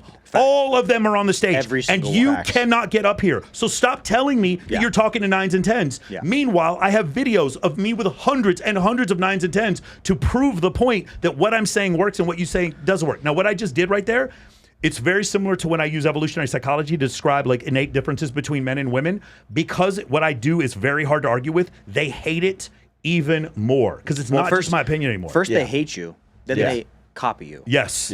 So you're going to be copied. You'll see Michael Sartain duplicates. So there's already 3 right now, and by the way, I don't mind these guys. Like honestly, any guy who's teaching Social Circle, at least you're not teaching like high intent, blow me or blow me out pickup. I don't mind that you guys are doing this. The ones that I have a problem with are the ones that are like repeating the stuff I say and then trying to bag on me on their ads. Like this is one guy, he was like literally copying me word for word, and then said, and you don't have to do things like throw charity events and like that's clearly an shot at me, and you wouldn't even have a business if you didn't like probably bootleg my course from someone else. There's another big guy right now. I know his roommate had my course. He watched my entire course, and he's like literally copying words I'm saying verbatim. And I'm not mad because he isn't talking shit about me. I don't mind if you steal my shit. Just don't sit there and then just. Then I have another client literally built his entire brand based off me and then blocked me. And I was like, Jesus Christ, bro. Like you don't have you could have been our affiliate. We could make you so much money. So he blocked me too. Yeah, you know what I'm talking about, right? And it's like the problem is I had Justin Waller say this to me. I hope he doesn't mind me saying this. I was like, Justin, he's you guys know who Justin Waller is, right? And like Andrew Tate's partner. Yes. So I was talking to Justin and I go, he's going to start a course at some point. I was like, are you going to teach dating? He goes, well, I really don't think that guys want to learn dating from a Giga Chad. And I was like, that is the most insightful shit I have ever heard. Now, to be honest, if Justin Waller taught a dating course, I would buy it because Justin Waller is a fucking G. But it was very insightful for him to do it. One of my clients, super good looking guy, tried to teach guys dating, and I'm like, bro, like they just don't grasp. They're born on third base and thought they hit a triple. So it's one of those types of situations. And so we have that situation happen frequently, but I don't mind as long as they just don't talk shit about me. We can all make money together, and we can affiliate for each other. And in fact, say like Corey Chaloff's a great example. Corey, come speak on my shit. I'll speak on Corey's stuff. That's the reason why, like, because he's great. We have a very similar product. Austin Dunham teaches something kind of similar to what I do, and I love it. We have no issue. FitX Fearless and me almost completely agree on everything. These guys, we're not competition for each other because we have different parts of the segment, different segments. You know, I'd go a little bit more for prior military, doctors, lawyers, divorcees, guys like that. That's kind of more with a little bit of sprinkle of club promoter in there. Some of these guys are like the Black Manosphere, and so that's their main shtick. But as far as that's concerned, yeah, man, that's the only thing that I've noticed is that the copying, it's anyone who you hear says you need to be friends with women to get you into fucking hotter places. If you know 50 girls, you get into the Playboy Mansion for free. If you don't know 50 girls, it's $1,800. So it's like, and by the way, getting to Bilzerian's party, there is no. When he was doing the Ignite parties, I don't know, you guys didn't know him back when he was doing the Ignite parties. No, but I wish. The Ignite parties, you can't buy your way into those. No. I would bring 90 girls to those parties. So what I'm saying is true. Anyone who says bring girls to things or be friends with women, they got it from me. I have videos of me in 2008 saying this shit. Anybody who says that they did it before me is just lying. And so that's the main thing that I contributed to it. So going back to what you said before, when I do that, just imagine if someone else, not just their product, but their existence was so deleterious to your brand. That's exactly why some dudes are making 8, 9, 10 video like hit pieces on me. Oh no. And now that you guys have started, now that you guys have started building your personal brands, have you guys had any haters? Oh yeah. Oh yeah. Oh yeah. Just check the comment section on some of my videos. They're like, this guy fucking lives in his basement. Fuck, this guy's a scammer. I was like, I don't even have a product to sell you. I think I'm literally putting this shit out there for free. That's half the reason they're all mad though. Is they're like, what is he selling? Like he's like selling something, and then they can't find anything that we're selling because we're not. Well, we're not selling anyway. But do you understand? How is he scamming people? Yeah, like, how are we scamming? You literally have nothing. It's the same mechanism. You guys are not professional athletes, movie stars. I mean, you're good looking, but not outrageously good looking where people are trying to take photos of you. You're normal dudes. They kept trying to go from one NFT scam to the next fucking binary option scam to the next scam, and they couldn't make any money. And you guys are. So your existence is incredibly inconvenient to their narrative. Yes. That's why you get hate. Does that make sense? For Yes. sure. If your narrative is I am short and I am Indian, therefore I cannot get pretty girls, and then you look at the like 50 short Indian dudes in Men of Action who are dating hot girls, my existence now becomes incredibly inconvenient to the lies that you tell yourself and to the victim mentality that you have. That's warm blanket of victimhood that you can put around yourself. That victimhood does. We had Tristan said this the other day. Is like Raj destroys all of my objections. Do you remember him saying that? Yep. I have this one client lives in New York, lives in Manhattan. Fucking guys, he's under 6 feet tall. He's Indian, wears a turban, and is dating the fucking hottest girls. And it's like all the Indian clients are like, "Fuck, bro! Like, what do I do? Should I start wearing a turban?" Well, Yeah, exactly. They start thinking they need what so he crazy. has. Yeah. And then the biggest example of all is, oh no, Dan didn't make that money from playing poker. Bullshit. I have seen the actual wire transfers between Alec Gores, Sam McGee, and Dan Bilzerian. At least I have seen with my own eyes $54 million. Also, too, you can just look at his fucking setup. You can't inherit that. Yeah, you can't, exactly. You have to build that meticulously over a period of time and be him. But you have to be him. You can't just fucking inherit what he has. What does that mean, though? That means, oh, you guys could have staked a bunch of people and made a bunch of money in poker, and you didn't do it. Oh, that means you could have taken all this fucking risk and done that. That means you could have posted that crazy shit on Instagram, and you didn't do it. Now you don't have an excuse anymore. It's easier to just say Dan's dad left him money. But we can never say whether he did or didn't. I don't believe that he did, but in his book it was like $1 million. Yeah, and he got it after he was already fucking and rich. after he paid taxes. Yeah, on it. Because he had there was like 2013. He had a jet, and he didn't get the money until he was 35, something like that. The point is, we can never prove whether or not any money was let back. What I do know is that he absolutely, unequivocally, without any doubt whatsoever, and fuck it, who's that poker player that he dunked on? He went on some guy's show and just proved it. He won $54 million in 1 year playing poker. That is absolutely unassailable. So if that's the case, then you could have done that, and you didn't do it. And so now his existence, at being a guy who's 5'9", who's slept with thousands of women and makes is worth over $100 million or $200 million, whatever he's worth, his existence now is incredibly inconvenient to your narrative. Correct. So fuck Dan. That's it. Yeah. That's what happens next. Facts. And so that's where the hate comes from. And so Dan gets more of it than all of us combined. And you see why. Then you hang out with him and you're like, yo, what the fuck? And then you watch the girls show up, bring their girlfriends over to his place, and you're like, oh, it's real. It's exactly the way he describes it. None of this is bullshit. And then it's just like, it's one of these crazy things where it's like, okay, now, damn, like when I see that, Dan was one of the main reasons why I did this. Ty Lopez was another one. It's like, I just want to learn from them. I only want to learn. When it comes to pre-selection, Dan is the first guy I want to learn to. When it comes to running ads, Ty Lopez is one of the first guys I want to run to. I'm probably going to follow you guys when it comes to affiliates, for sure. I want to learn from these guys. And so that's the thing. When you see someone, rule number 5 in MOA, when you see someone doing better than you, follow what they're doing. Facts. Don't talk shit about Don't them. hate. Don't Understand. Neil Patel, you got who Neil Patel is? Yeah. Big SEO guy. Neil said, when someone is making more money than you, what it is that they're better at the game of money. They're better at the game of business. That's all it means. For you to hate on them, again, do we know rich people who are fucking miserable people who do a bunch of cocaine and cheat on their wives and shit? Of course. Just do the rich part, not the cheat on your wives and the cocaine Facts. part. Yes. That's Facts. it. That's just take the good parts and leave the bad I parts. think literally the number one mistake and the number one reason why every man that's not where they're at right now is a failure is because they have built up this story, this narrative, like you're saying, Mike, in their mind, and they have excusitis. They have an excuse and alibis for every single fucking thing that they don't like. Like I work with people like through Instagram, right? I help people for free if they want. Yeah. If they DM me, I help them. Like they're like, how should I do this? How should I do that? Some of my best friends, basically, I was absolutely dirt poor for my entire life, basically, until about 4 years ago, right? And so all of my good friends are also poor, and they're like now though they see the rolls, they see the cars, they see the houses, whatever, and now they ask me what they should do. I tell them they're my good friends, and I'm like, this is literally how you can make tens of millions of dollars. They try it, and then they message me, dude, it doesn't work. Like they have all these fucking excuses. In reality, I did that, and I'm telling you for free, but you have built up this whole fake reality in your head about why you can't do it. That's the number one reason. They can't handle the truth. Yeah. They can't. They can't handle the And truth. they don't have the persistence Yeah. to just stick with fucking something. You Like don't- you said, they're bouncing to Yeah. NFT scams and all this shit all over the place. Yeah. When in reality, if you would have just stuck to one thing over the period of 5-10 years, you'll be successful. One of the things that we did to kind of help with that, because in the beginning there was like, oh, this isn't working for me, is creating a free community that's huge on School, and then a smaller community for our members, and then having we promote. I don't know if you guys have used School yet, but it promotes basically Sam Ovens. Yeah, Sam Yeah, Ovens. I know him. So the more you use it, the higher your rank goes, and then you get more and more free stuff. Smart. Which it gamifies interaction. So now when people come on there and they're like, can you guys look over my Instagram and tell me if my photos look good or whatever, they're incentivized to help the other guys in the platform, and then that's when you see the guy who's 5'6" just like you, who's dating a hot girl. It's like, oh, okay, now that's where he is.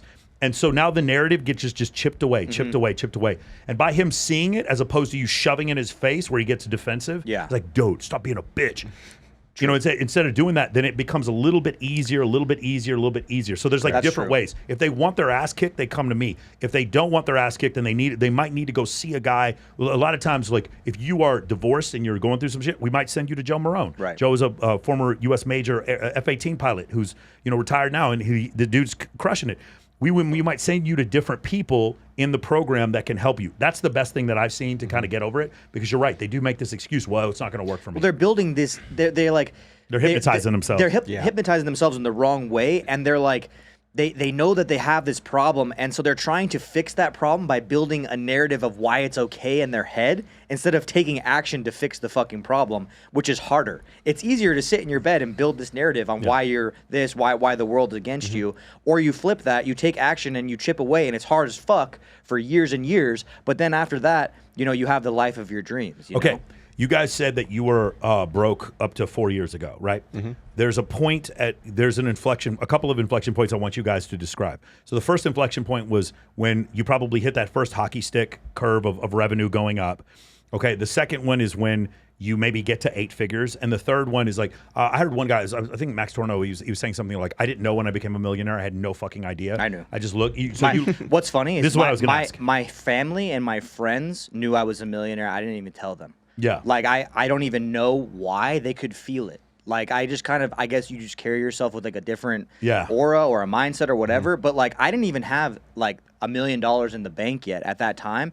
And my friends, we were in Cabo. My friend was introducing me to like some chicks or whatever. They're like, this guy's a millionaire. I was like, how do you know? You know. So I think it basically goes from you try something and you fail for a long time, man. Yeah. But the only reason why, the failure is good is because every time you fail, you learn something. So with every failure, there is the seed of an equivalent or greater success every single time. So the only way to get better is actually to fail. You don't learn shit. And every great says this, like Kobe, Michael, everyone says this, that you don't learn shit from winning. You learn nothing. Yeah. And so you have to just continue to get pounded into the fucking ground for as long as it takes. And instead of sitting there and making excuses, learn from it. Yeah. And keep building the man that you want to be. Yeah, Max Major says nothing happens to you; it happens for you. Facts. And I know a lot of people.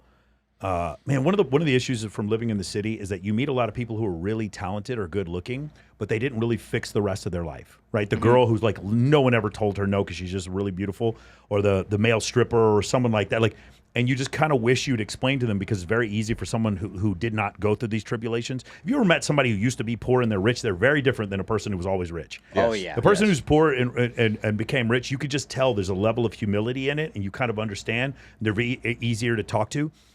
And it's but also because they were poor and became rich, they've had to work on every part, especially dealing with stress and difficult decisions. They've done that. Now you take someone who's just kind of been spoiled for their upbringing, and it's very difficult for them to do that. You see them outlash or become victims. And often I see, like, this is something I see very common with very beautiful women.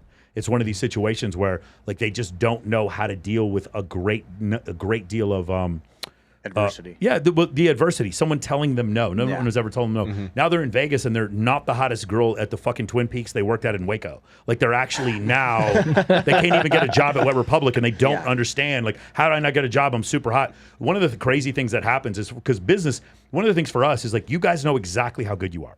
There's no question. There's a finite amount of money in your bank account. You know exactly what your revenue numbers are. You can compare yourself to other people. Like, you're bigger than this guy, but you're not as big as Amazon. Like, you know where you are.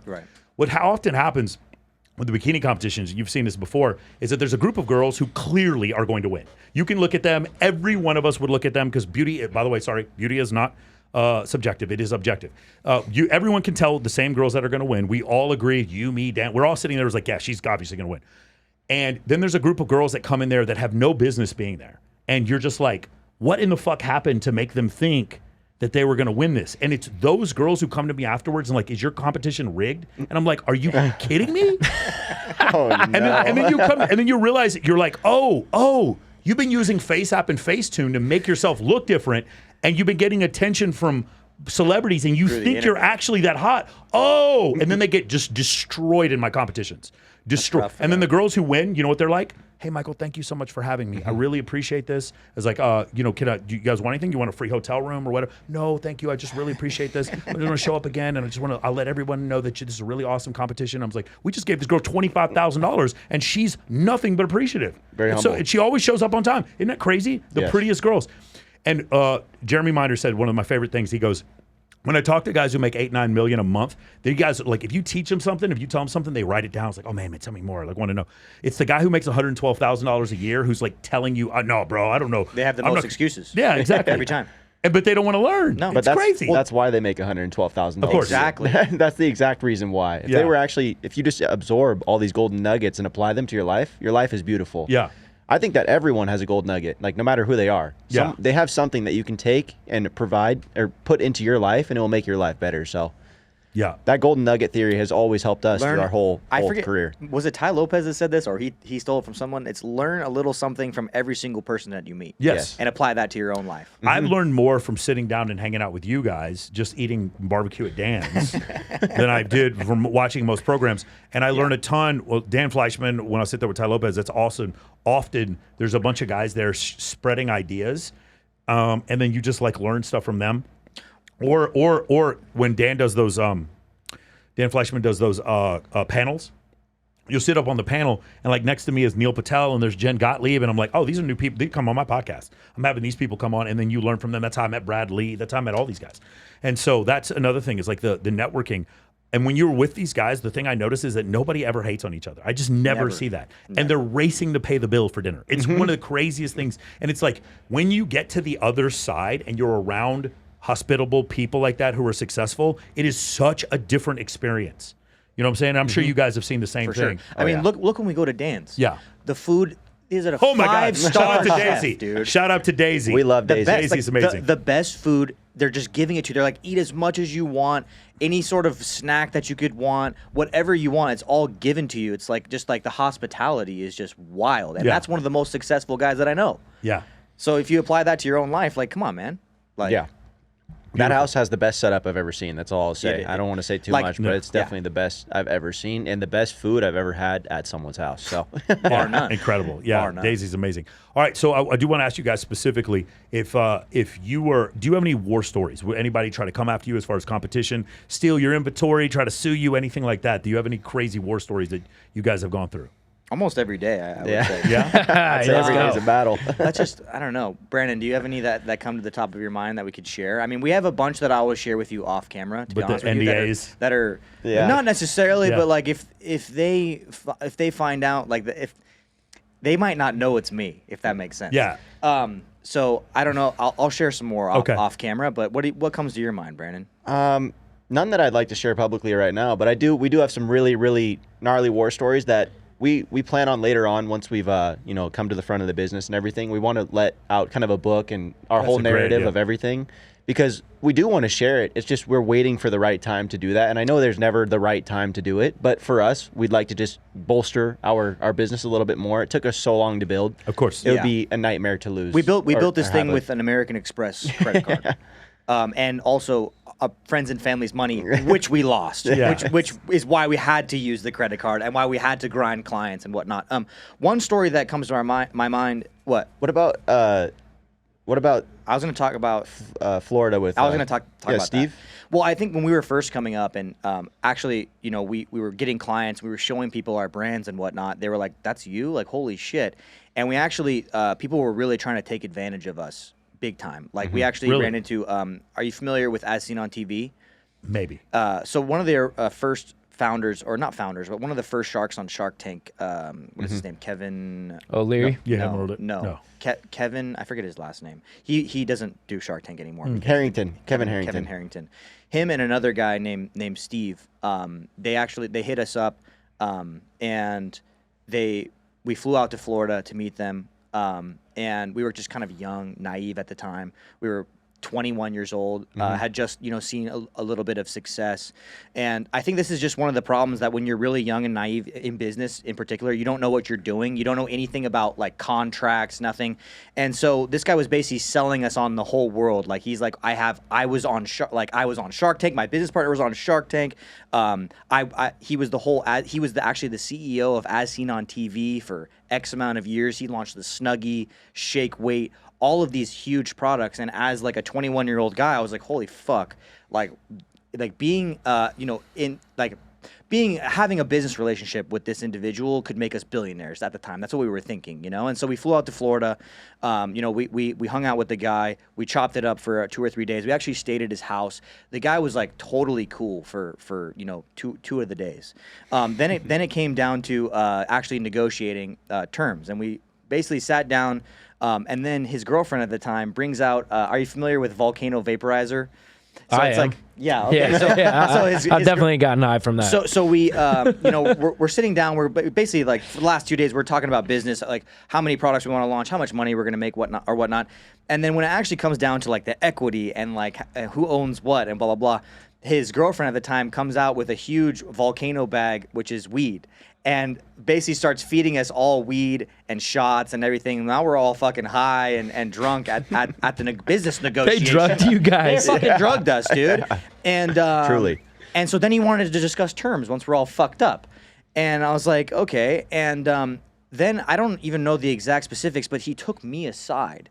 Damn. And he took me aside, like took me up and like Good took cop, to his office. Yeah. He brought me in real close, and he's like, dude, we're gonna make a whole lot of money together, man. And I was like, this is fucking weird, dude. Like, I'm drunk and stoned, and this guy is like bringing me up into his office and like trying to like get buddy with me. And anyways, we basically negotiated a 50-50 deal, which was pretty cool, and that he was going to give us like $500K and yada yada yada. And then basically we flew home to San Diego. We were like, we're going to wait on this, and he gave us basically the paperwork, and we were like, yeah, it looks good.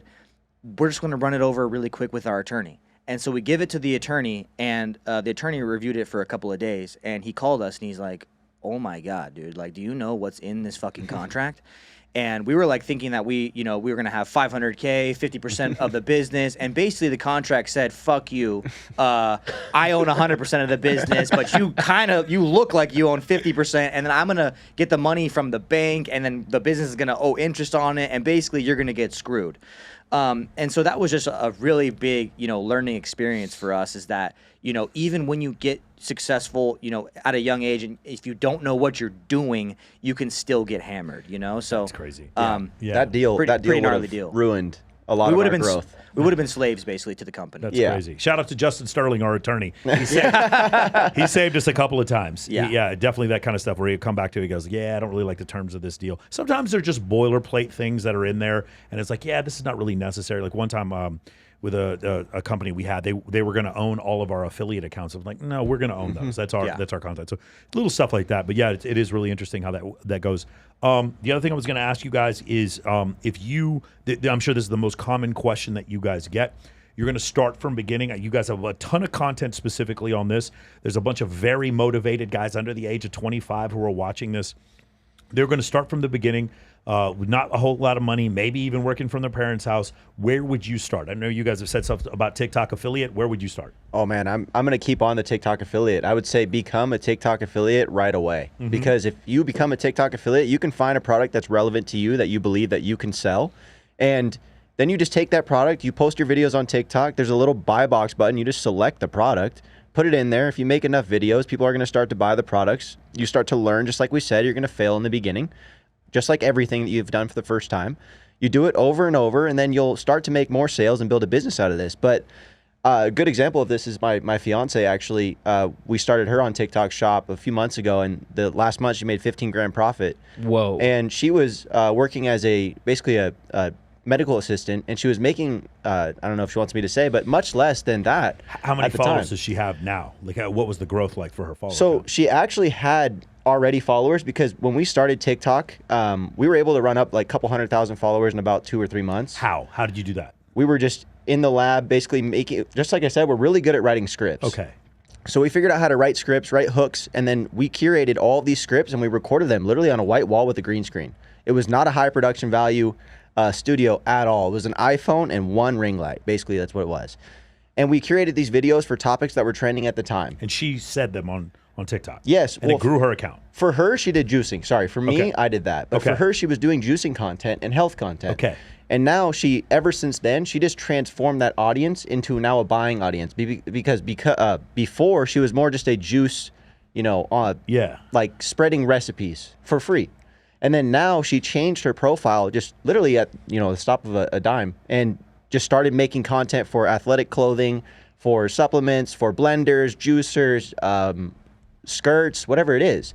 But she's been able to sell tons of like flat irons for hair.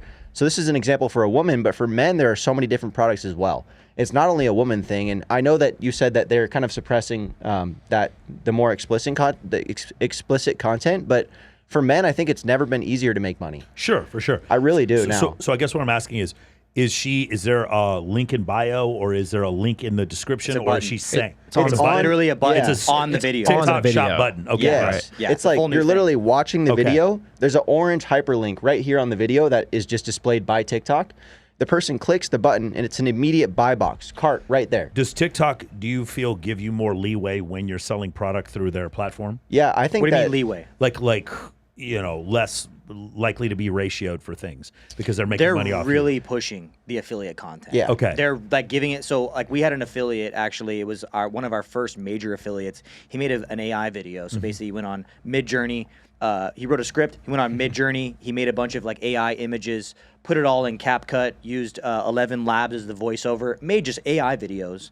This motherfucker got 20 million views on this video, didn't show his face, and he made $600,000 off one fucking video. And that's because he hit it when the iron was hot, man. Like when the opportunity was there, he made the exact video at the right time, and he made $600,000. You know, and that's because TikTok was really prioritizing the shop content. So instead of throttling those videos, they're pushing them out there to where it's like on your feed, you're like, I'm sick of it. Like I don't want to see any more TikTok shop videos, because they were pushing it that hard. They've kind of dialed it back a little bit, but they're really pushing the shop videos. Like we're top 5 sellers on TikTok shop. Okay, wow. In all of TikTok. We were the number 1 for a while. We're like number 5 right now. So we got invited to TikTok. We got to meet basically the not the CEO, but he's the head of TikTok shop, and he reports directly to the CEO. We met him. We met all of the different category managers and everything. And dude, it's the fucking real deal. Like they're talking about, they literally have a plan. They want to make 18 billion this year in sales in the U.S. market, and I think that they'll do it. And I think that TikTok shop, no joke, is going to compete with Amazon in a big way, which is which will be one of the greatest opportunities to make money on the internet in the next decade. Yeah, hands down. Like literally, you could take out your phone right now. You can go to TikTok. You can sign up as a creator. There's a little kind of loophole that if you sign up as a seller as well, you can link your account to your creator account and get started with 0 followers. 0. Like literally all you have to have is an ID and a pulse and a phone. And you can start your own side hustle with limited or no capital. Like you need a phone. Like that's the only capital that you need is a fucking smartphone. And you can legitimately go on TikTok shop. There's a whole section where you can look at the best selling products. You can pick a product that you want to promote. The seller will send you a free sample to your house. You get that product. You make a video about it, post the video, and there's a link, a buy button link in your video. When people buy it, you get a commission. It's that simple. It's the most absurd way to make money online that I've ever seen. So you might even say a great way to grow your TikTok would be involved 100%. Yeah. Become an affiliate creator. Like literally, if I was starting over again in my 20s, I would not do e-commerce. I would not do drop shipping. I wouldn't do e-commerce in the same way. I would not do any of these other side hustles. I would go all in on something that requires 0 capital, has no risk. Like the only risk is your time. Yeah. And for a lot of people, that is the greatest opportunity you could possibly have. Like when we first started, we lost $300,000 just trying to fucking figure out how to sell something and make money. Yeah. Now you can literally get started with your cell phone, and you can just trial and error all of these products. And basically what you're doing is you're leveraging all these big companies, all these big brands infrastructure like mine. We have $7 million in inventory, and all you have to do is make marketing videos for my product, and you can literally make as much profit as I make, and I'm having to put up all the capital. Yeah. It's fucking As an wild, affiliate, man. yeah, you don't own any It's capital. wild, but the problem is that the only downside is that you don't have equity in my brand, but you have 0 risk. And so also what I always tell people is that you should start as an affiliate because you can learn how to sell things. That's the biggest advantage of starting as an affiliate, is that there's no risk and you can learn how to sell shit. And then after a year or 2 of making good money, you can launch your own brand. Okay, so do you guys have any maybe top 5 tips as far as, I don't know, lighting, verbiage, whatever it is to get people started, or is it just totally random? Bro, the biggest problem that people are going to have is doing it. Okay. I swear to God, like TikTok is, the reason why TikTok is so, has grown so well is because it requires no production value. None. Like you literally take out your phone like this and you make a video. Like it's that simple. Like that's people's biggest problem, is that they're like, oh, what if my mom sees this, or what if my friends see this? Like, do you want to get rich, or do you want to like continue to go to your job every single day and make minimum wage? You know what I mean? Like, so TikTok actually you'll perform better on TikTok with worse production. Like literally, Yeah. it's like I've if you get a camera and all the lighting and shit, you'll do worse. It's funny because that's how OnlyFans is too. Girls come on here all the time. They're like, yeah, I do the girlfriend experience with no makeup on after I get out of bed and film myself in selfie mode, and it's better than the fucking 3-dude gangbang that I just did. I'm making more money. I don't understand what's going on. I'm doing a live stream where I'm cooking. People want to see the raw. It's so crazy. It's like, bro, no, you just want a girlfriend. Okay, so I have another example for you. I have an affiliate. And this dude literally makes the videos in his bed Yeah. with the fucking pillow like this. That's He's so like, great. "Guy, Crushes blah, it. blah, You blah." sold me. You Dude, sold me. I'm signing up for this shit literally right now. I'm not even like I'm kidding. actually making my account. This dude, it was the #1 affiliate making $2 million a month in sales from his fucking bed, selling health products. This guy's not even a doctor. He doesn't even know what he's talking about, this guy. He was just doing it, man. Like that's the biggest problem for most people is they don't fucking do shit when somebody who has this experience is just telling them to do it.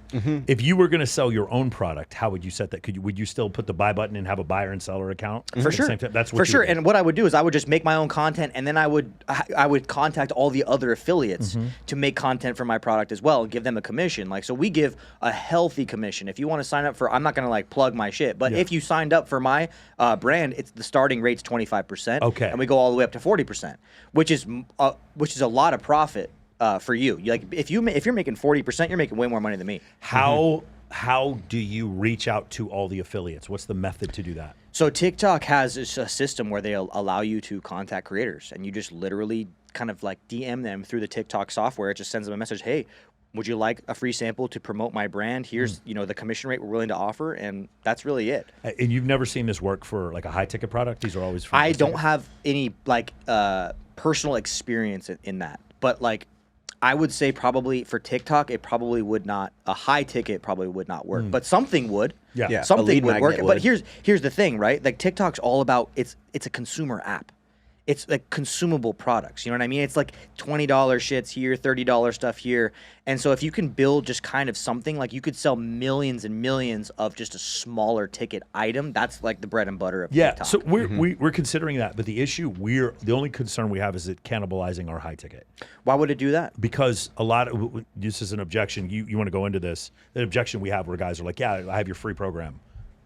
Yeah, I mean, it's just a lower barrier to entry. So, anybody who has resistance towards going towards the high ticket program, they're going to take the lower ticket program before they cough up money for the high ticket program. But would those people that are having that objection, would they even buy your high ticket stuff? I don't know. That's a good question. We've just talked to two people specifically, and they were like, well, our concern with doing it, and also like when you see even the situation with like War Room, it was like 40x more people that were in their low ticket than their high ticket, and you wonder how many more of those people could go into high ticket. Well, look I at think the at some Andrew Tate point- model, right? Yeah, that's what I'm talking about. Yeah, The Andrew Tate model was a $49 subscription product. yes, Yep. which led to an $8,000 and yearly. he's making $20 million a month. Sure. Yeah. And they also have a high ticket program. But I think for somebody like you is like a low ticket would allow you to go actually viral. Yeah. And once you go viral, that will, no matter what, it will generate you more leads for your high ticket program. Yeah, so this is what we were saying. We're talking about feed the affiliates. I can't feed the affiliates on a program that's as expensive. You but have to feed them with a $50 a $50 something program. like I can that. feed the affiliates, and all of a sudden now I got guys in Romania and Nepal working for me, building content. Yeah, Our #1 affiliate was a 21-year-old from the UK, and he's the one that made $600,000 from one video. And he's 20 years old. I have this guy on WhatsApp, and he's calling me bro.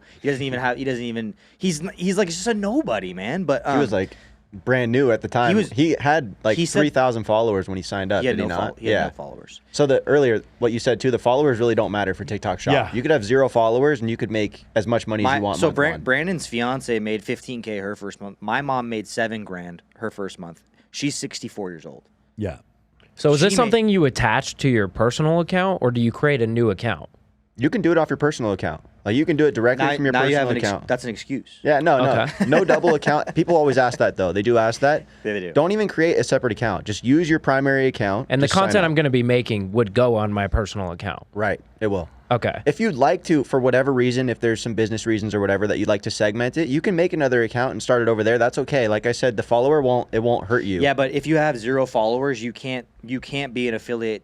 But there's Do a the way connect. around it if you become a seller as well and you connect the accounts. Ah.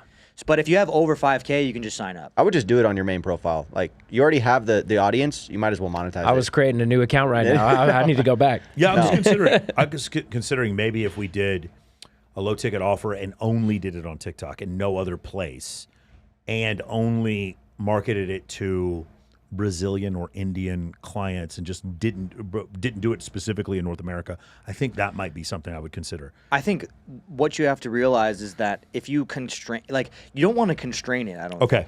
Because you want that virality factor. Like, basically what you're trying to do is you're trying to build a product that other people can get rich off as well. Got it.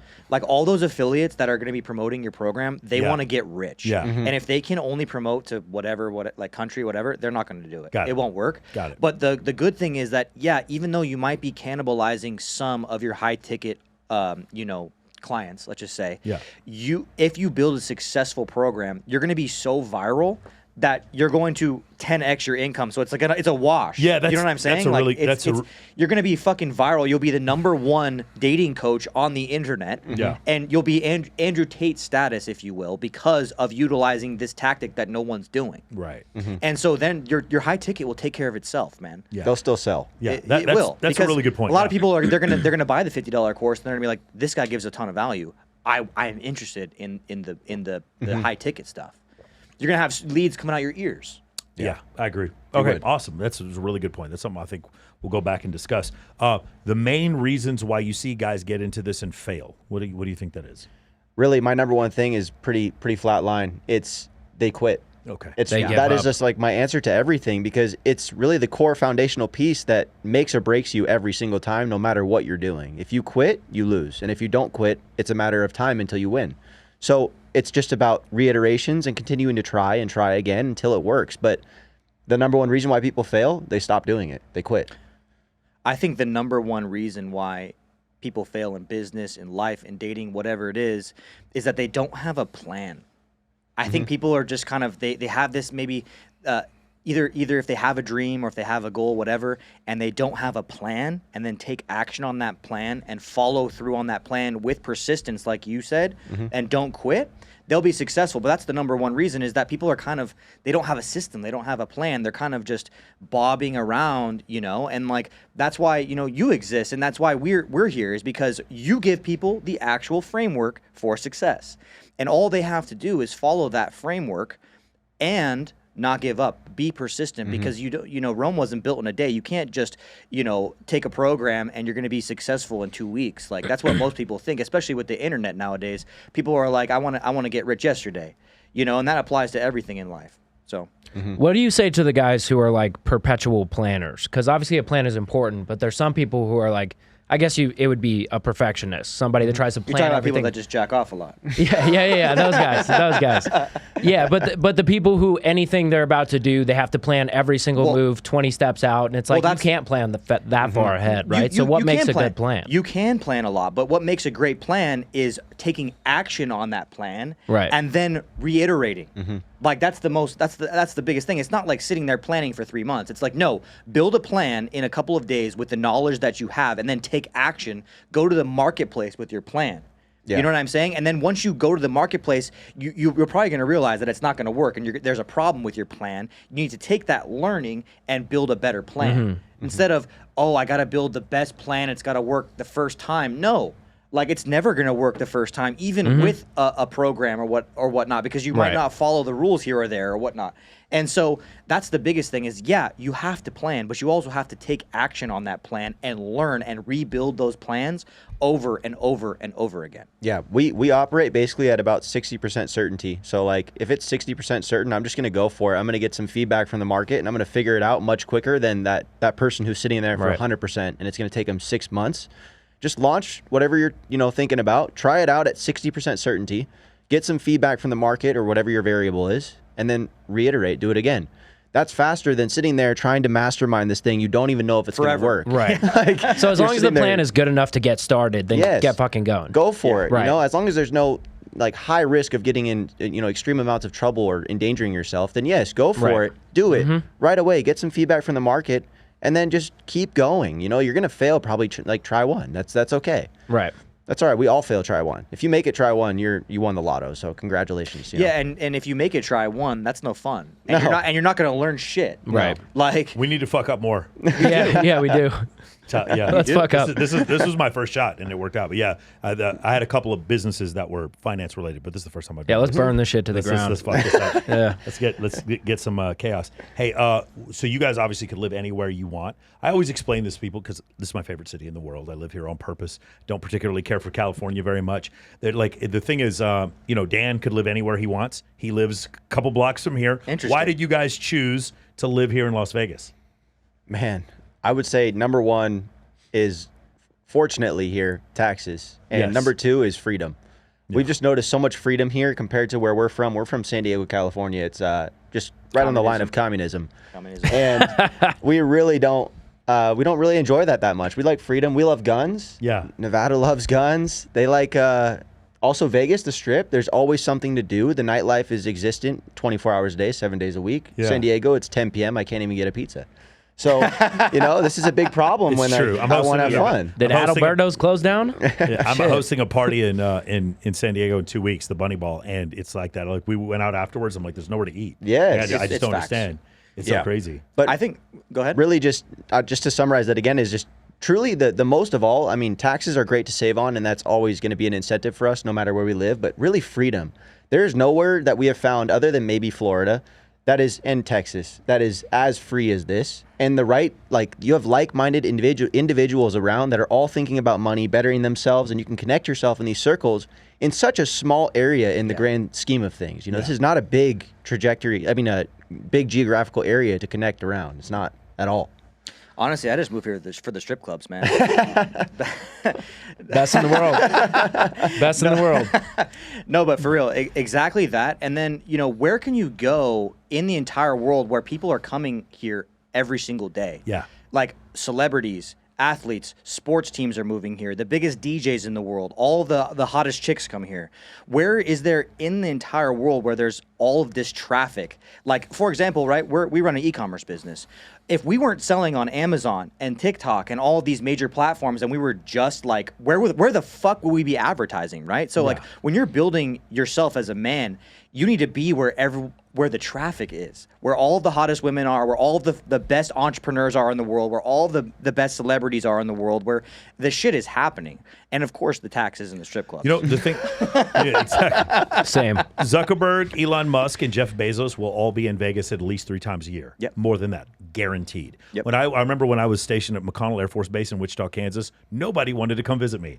Nobody was like, no. as soon as I moved to Vegas, I didn't have to plan visits to go home because everyone wanted to come visit me. So I agree with that. It's like I actually, from being an Air Force officer, I got tired of traveling, and I was like, where can I live where I don't have to travel anymore? And it was like Vegas was the perfect spot for that. So yeah, I definitely love it here, man. I just don't understand. I really don't understand how any single man doesn't, like, if you're single, like you're not married, I don't understand how any of you live here. It's just like the ratio is so fucking incredible here.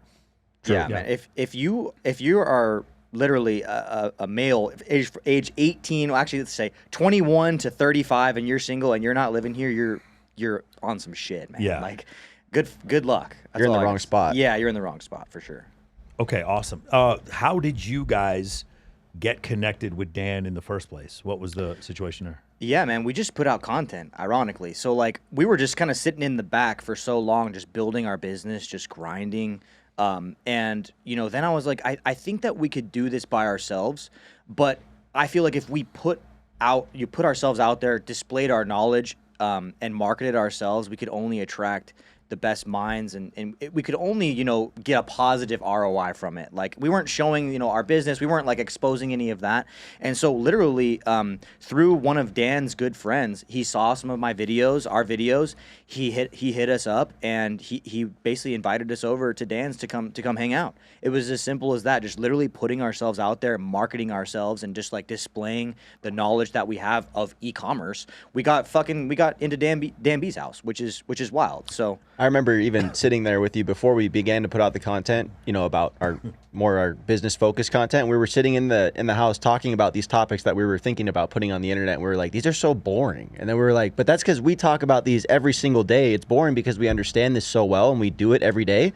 but this might be interesting for someone else. Yeah, because everyone wants to make money, but when you hear the actual facilities or mechanisms necessary to make money, they're boring. And to some people, they come off as try hard because it looks like the influencer wakes up out of bed and then just money finds them, right? It's just like they're just hot or successful, or they walk out and everything is 5-star catered or whatever. And they don't realize that the mechanisms to make money, to protect assets, to pay taxes, to file for an LLC, to hire an attorney, and to figure out which people that you need to work for you, to go on your Slack chat and have 1,000 fucking messages on Slack and all these things that you have to answer and emails. Those things come off as like boring and try hard until you meet other people who make money, and there's nothing else they want to talk about. We'll sit there and there's like, it is the greatest thing to understand because it's like a really cool video game that we figured out, except this video game can make you outrageously wealthy. So I think that's pretty interesting. I will bring this up, not to, for you guys to brag or anything, but one of the other things was you guys actually showed Dan how much you made. So Dan literally showed, which he wasn't, maybe he was a little skeptical, I don't know, but once he saw it, that was a big thing for him to see, because when you see people on the internet, you could say, you never know. You could say anything, man. Yeah. Like, and I think a lot of people do, and there are a lot of people renting shit, a lot of people saying that they make a lot of money. And to be honest with you, I just wanted to separate myself from all that shit. And I was like, here you go. Like, here's a screenshot of how much fucking money we make. Yeah. And he was like, all right, cool. That's legit. Yeah, this guy actually says who he says he is, and he's not fucking renting Lambos and like doing all this shit that a lot of content creators, influencers are doing in the money, like make money space, I should say. So I just kind of wanted to stand out and be like, here's my cards. So I just he's a poker player, so I had to show him a full house. That's awesome. That worked. That's awesome. And so I guess the other thing I was going to ask you, so we decided, and I actually talked to Nick about this the other day. He talked about outsourcing a sales team versus building a sales team in-house. Same thing with the marketing team. We've chosen to build a sales team in-house. It's been pretty awesome for us. I would say if our business is a Ferrari, the sales team is definitely the engine. It is the thing that requires the most maintenance, but it also like performs the most. For you guys, can you talk about building things in-house versus out-house as far as marketing, sales, stuff like that? I think we have a very interesting story as well, because Brandon and I legitimately built a multi 9-figure business with 2 people for the longest time. So it was literally Brandon and I grinding for many, many years to build the entire foundation of the company. Like, that's how, so if you look at like a company, right, and like the revenue per employee, our company would have the highest revenue per employee you've ever seen. I'm serious. Like, we've had 2 employees for the longest time up until like literally a year ago. No joke. So we built a multiple 9-figure company with Brandon and I. And the only way that we did that, though, is through e-commerce, through the internet. Everything's scalable. For example, all of our fulfillment is done by other people. All of the we run ads, right? It's all, like the ads run themselves, right? Yeah. And like the products, like all the fulfillment, everything is done through the internet in a scalable way. So that's how we were able to scale so far, is that we have systematized everything through software and through basically standing on the top of giants, right? We're standing on top of Jeff Bezos, standing on top of the TikTok people, we're standing on top of Mark Zuckerberg. Walmart. So yeah, Walmart. And so, but from there, obviously, to scale to, $1 billion or wherever you want to go, you need people, right? And so we've been able to just, most of the people that we've done, Brandon actually coined this term, we've kind of Ubered in a lot of people to our business. So instead of hiring people directly in-house, we've used agency partners, or we've used people that kind of are contractors, if you will, right? So our entire finance department, we have like 10 accountants, 0 on our payroll. However, they work for us. Yeah. And so they're just kind of not in our company, but we just contract them. Vendors or contractors. Vendors. Yeah. So that's how we've been able to scale without as much of a headache, because if a vendor's fucking up, we fire them. Yeah. And we find a way better, more qualified vendor. It's similar for us, except for the sales team. That's pretty much what we've done. Everyone else. Yeah, sales is different. Yeah. Sales is like something where it's like, you read the book, The Way of the Wolf.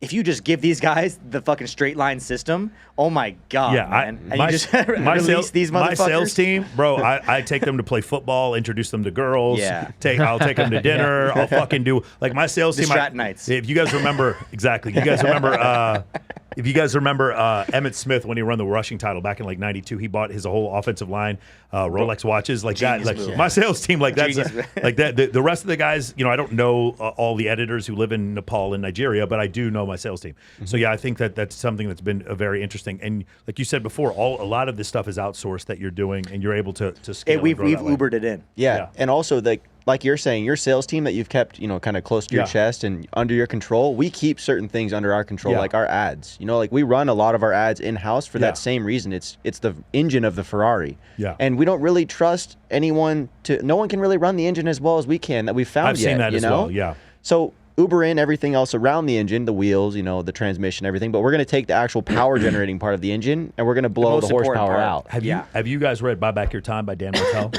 No. Highly recommended. What you guys are describing, he goes step by step, but he also has a formula for how much you should pay each person per hour based on what it is that they do in accordance to revenue. It's really good. That. Highly recommend, Dan. Probably the best, the most productive or useful book I've read in the last 5 years is Buy Back Your Time by Dan Martell. And I want to ask you guys about this. So anytime I meet guys who are successful, and I want to ask questions specifically about biohacking. So the thing is, everything that I've seen as far as like peptides, Dan and I talk about this sometimes, every one of them has done what it said it did. Every single one of them. The thymosin worked. All these different ones that I've tried has worked. The hormone replacement worked. But then it's the cold plunge. It's the intermittent fasting. It's all these different things. The sauna, etc. Have you guys experimented with any of this? And is there anything, nootropics, etc., anything like that that's worked for you? I think the most that I've experimented with is like diet. Okay. Is like the main thing. Like for me, I did 75 hard, and before that, I think I was kind of eating just anything. Sure. And from that experience, where it's like you have to focus on the exact things that you eat and your calories or whatever, that is where I actually unlocked. I actually went like to keto diet during that time, and it's the best that I've ever felt. I don't do it now because trying to build muscle without any sort of carbohydrate is harder. Sure. But the main thing that I basically learned is that like your calories in literally is one of the most important things for like your physique. Sure. So if like you if you work out and I see this is the mistake that I see so many men do is that they go and they bust ass in the gym and they lift heavy and they work really hard and then they're not tracking what they eat. Like they're not counting the calories, and that's the shittiest part. Like no one likes it. Counting calories sucks. Like I hate it. But if you eat more calories than you burn, you will have body fat. Like if you want like a shredded 6-pack abs, just track how many calories that you eat. You don't even have to like work out as hard. Like you could literally go to the gym a few times per week and just dial in your calories to a deficit, and you'll get a 6-pack, like no joke. And that's like I see lots of people, they make that big mistake. With regards to like peptides and supplements and whatnot, like peptides, I am not experienced in that. I did try the BPC 157, that shit worked.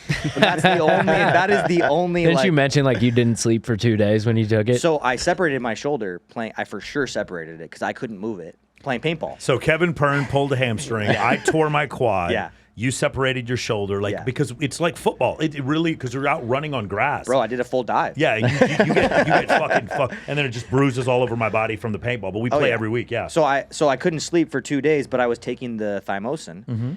I was doing overhead shoulder presses yesterday. Yeah. And that is about a week and a half of 2 weeks almost of when it started. And I separated my shoulder. I was doing overhead dumbbell shoulder presses after that.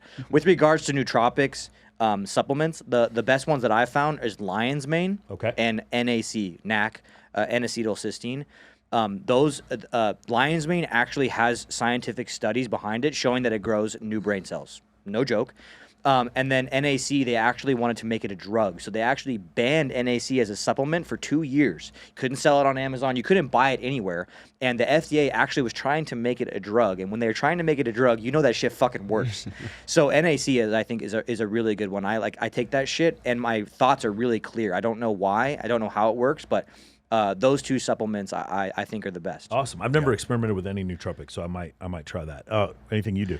For me personally, I'm on the caffeine diet, so that's only. That's another one. That's caffeine the one. And nicotine. Caffeine and nicotine, basically that combination makes protein. Okay, so can we talk about this real quick? Alex Hormozy kind of going back into nicotine is cool again. Can you talk about like, so a lot of people hear nicotine, they're like, they just think of a dirty smoker, but you're talking about gum and shit like that. Yes. Can you go into that? Kind of like this gum right here that I have on the table. It just looks like a just a little normal square of gum. But you eat it, it has like 2 milligrams, 3 milligrams of nicotine, and it just gives you a light buzz in your head, but not like where you're feeling, messed up. You're not feeling like you're drunk. You're actually kind of locked in and focused. And that's what it helps for us for, is we call it the stimmy gum. And the stimmy gum is basically something that you chew, and while you're trying to lock in and focus and while you're working, and it helps us just basically build a tunnel around the monitor, hone in exactly what we need to get done and get it done in record time, usually.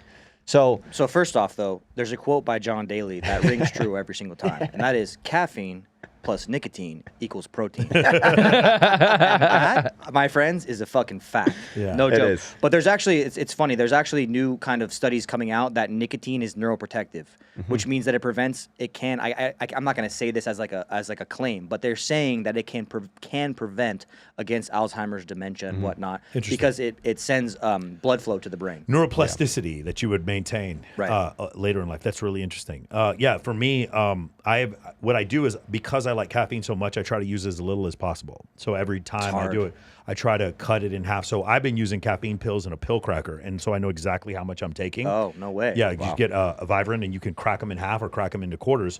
And that's been really helpful as far as like trying to figure out how long it takes me. Also, like, I go to bed at 4 a.m. because I go out all the time, and I still want to be able to maintain this lifestyle while doing this. And I go to the gym usually around midnight. And I have a point at which I cannot consume caffeine any more past 12:15 a.m. or I won't be able to go to sleep. So there's stuff like that I do, but I try to use as little as possible. And because of that, it works better. Whereas before, it was like every time I felt sluggish, more caffeine, more caffeine. The intermittent fasting thing, I haven't eaten today. And I feel great. The thing is, the longer I wait, I don't ever have the insulin crash. Right. And so that's the thing that's been just so helpful when it comes to that. And I think a lot of people think that's crazy, but if I was trying to lose weight, one of the greatest things to do is if you push all of your eating into an 8-hour period, you're going to have 2 meals instead of 3. Like, that's the easiest trick right there. And then for a while, I was consuming 1,900 calories a day, and I went from like 235 down to like 209 from doing that. So I think that's another thing that I think a lot of people counting calories fucking works. Yeah, for sure. That's definitely one. basic way to win right there. Also, the intermittent fasting thing that you're talking about, like you'll notice, like when you eat like a heavy lunch, dude, trying to be productive after that is near impossible. And you're like, when you're kind of hungry, you're like almost you're on caffeine and nicotine, you're like kind of edgy, you're like really focused. I think it's a superpower, to be honest. I'll tell you one more is like I started I would call it like 1 unit of caffeine. So I would have one before my 4 o'clock call and then one before the gym. And I started replacing them with the cold plunge. And it started to do the same thing. In fact, when you check my Aura Ring, it says you did moderate cardiovascular activity. And I was like, no, I didn't. I got in the cold plunge. Right. That's what happened. So the cold plunge, the other thing that's really great about the cold plunge that I think a lot of people don't realize is, because everybody talks about the lack of inflammation. Everybody talks about how it like makes you sharper, all that kind of stuff. The lack of inflammation is the biggest one for me. But the main thing that I think it's really useful for, you go out with a bunch of friends and you guys eat at Mastro's. You had a big fucking meal with a butter cake at the end, and you're just like fucking tired. You got to get work done. I get in the cold plunge. I don't feel full anymore. It is crazy how that works. It is what that bloated, gross feeling you have when you, especially if you eat clean and then you have one day where you eat dirty. It fucking completely. Sometimes you get a little itchy because you had some McDonald's French fries. You know what I'm saying? You had all that gluten. Got all that poison going through your veins. All that fucking gluten in the bread. You know what I'm saying? You eat all that shit, and your diet soda and all that, and you're just like a little itchy or whatever. You get in the cold plunge, and all of it goes away, bro. You get out, and you just feel euphoric. So that's another thing I would say. If you guys are having like 3 periods a day that you're consuming caffeine, replace one of them with a cold plunge, and you'd be shocked at the difference. I've noticed the cold plunge. Every time I get out of the cold plunge, man, like I am calm. Like I am I'm like a whole weight has lifted off my shoulders. Like I feel good. I feel like I just like got in a fight or something. Just like, I don't know, like I just like beat someone's ass. Fired up. Yeah, hell yeah. Definitely. You feel like you survived something. That's what I'm saying. And the reason why is because if I were to sit there and if I were to go do sprints every day, eventually you'll get used to it. If you go bench press 225, eventually you get used to it. Right. No matter what the thing is, even jiu-jitsu, you get kind of used to it. There is no physiological way to get used to putting your body in 39-degree water. It's just not, no matter how often you do it, it sucks. It never stops sucking every time. And so that feeling of euphoria and survival that happens afterwards, you get it forever. It's crazy that you get it forever. And I know, I talked to Austin Dunham about it. He goes, yeah, I did it, but it's like I hated my day because I was terrified and I was just dreading doing the cold plunge. So I just took it out. And for me, I just love the feeling afterwards. Of doing it before. And the other thing is because you're so cold, a lot of times you can have sex for a long time afterwards because you're fucking cold. That's what I was going to say. And then it just like warms you up. So like if you ever have a girl or two over, like it's really good to do the cold plunge right before. It's I've just something I've noticed. What I've been using it for is after the first round, it shortens the refractory period. You hop in the cold plunge. As soon as you warm back up, you're ready to go round 2. All of this is true. Isn't it pretty bad for size though? As soon as you warm back up, you got to wait. That's for sure. Yeah. Throw on a towel. Okay, so the other thing I want to ask you about, because obviously we talk about this all the time on the show, is there is you before you have a lot of money, and then there's you after you have a lot of money. You're still you. You probably still have a lot of close friends, but you do notice that the opposite sex sees you differently and notices different things. I make a pretty good living, but I wear an Apple Watch and drive a Lexus because I never wanted I don't want people to get mischaracterized, but also because of my program, I want to teach guys to do this without using any money. So it's been helpful for me. But in you guys, sometimes when there's ostentatious displays of wealth, have you noticed it helping, hurting when it comes to dating? And what has your dating experience been like? I know you have a fiance now. Yeah, for me, it's been a little bit different. I've been able to see it secondhand, but I've had a fiance now for over 7 years. Oh, got it. Okay. Well, a girlfriend, I should say. Now she's my fiance for the last year. But I have seen it, from kind of just the spread past her friends and everything. I've noticed that in a good way, I get treated with a lot more respect and kind of as an authority figure when I'm in the room now. And people just look at me differently. I used to walk in the room, they'd be like, there's that guy who says he does stuff on the computer that no one knows what he does. And he says he makes money, but no one's seen it. So that's like actually why we started to, show a little bit of this, was because we wanted to put some reviews in the world. I was trying to explain to my clients what you guys do. It's hard to explain. And then when you put it out there in the world, then we can all see it. And we needed to put some things down. So we put a couple cars down. We started to show some houses. And we still don't post everything that we have because that's not my goal. My goal is not to brag. My goal is just to show you that I am credible. This worked. And really, we really do this. This is not like we don't sell courses on how to do this. We really do it. Just like you live what you preach, and that's what we're trying to show too, is that we're real. This is not a fake. And I've noticed that just by doing that was actually the part that I started to gain me some more respect. And also the women did start to look at me, a lot better than when I showed up with a ripped t-shirt. So yeah, it was, it does. Yeah. When you pick up dinner, it's for her and her friends. That's one of the things for me too, is it's a funny story, but I had to split a Buffalo Wild Wings tab with my fiance about 5 years ago. It was $24. I'll never forget it. Had to split it. It was $12. You'll never hear the end of it either. She'll tell me about it every day too, no matter what I do for her. So being able to live that up, and also now we pay for everything. Like anywhere we go, it's a joy for us to pay though. That's something that I'd love to do, to be a provider. And that's what I think women look for in men, is a provider figure. They want someone who can take care of them. And there's a fine line between being a provider for someone who deserves it, a woman who deserves it in your life, or a woman who's just trying to use you. Correct. Or even worse, is the guy trying to use his money in lieu of his ability to generate attraction. Yes. And so that's where it really gets really That's bad. Also when you do that too, they have no respect for you. And they never get it. That's the thing. When you lead with money, you can't not lead with money. No. I've never seen a guy start in a sugar baby status and make the girl fall in love with him without using money. They also hate that guy. They hate him. And the other thing is, it's like steroids. If you start taking steroids, the only way to maintain is to keep taking steroids. It's like, well, there's an effect that you get, but it's always Rich Piana. What's his name? Rich Piana. Yeah, Rich Piana is like, I take steroids. Just want to let you know, I'm not going to stop taking steroids. He's fucking just he massive. was fucking committed. And it's like, he's committed. It's like, well, you did stop at 46. You stopped taking steroids. But it's like one of these things where it's like, when you see that, when you lead with that way, you can never stop leading that way. Right. And so this is the same type of situation where it's like one of these things where I want to see if she likes me first, and then after a while it's be like, oh, we're actually going to go party at the Playboy Mansion. I have a good example of what you're just saying right there. So actually, I've noticed that when they don't know that you have money, and they actually like you're just vibing with them, they like you for you, and then they find out that you're rich. Like, so I went on a date with a girl, and everything was going great, and I bring her back to my penthouse, and she got up there and she lost her mind. And so it worked out really well for me, but I didn't lead that I had a penthouse and that I had a Lamborghini and all of these things. But when they saw that, all the barriers were broken down, and it was just like, you know what I mean?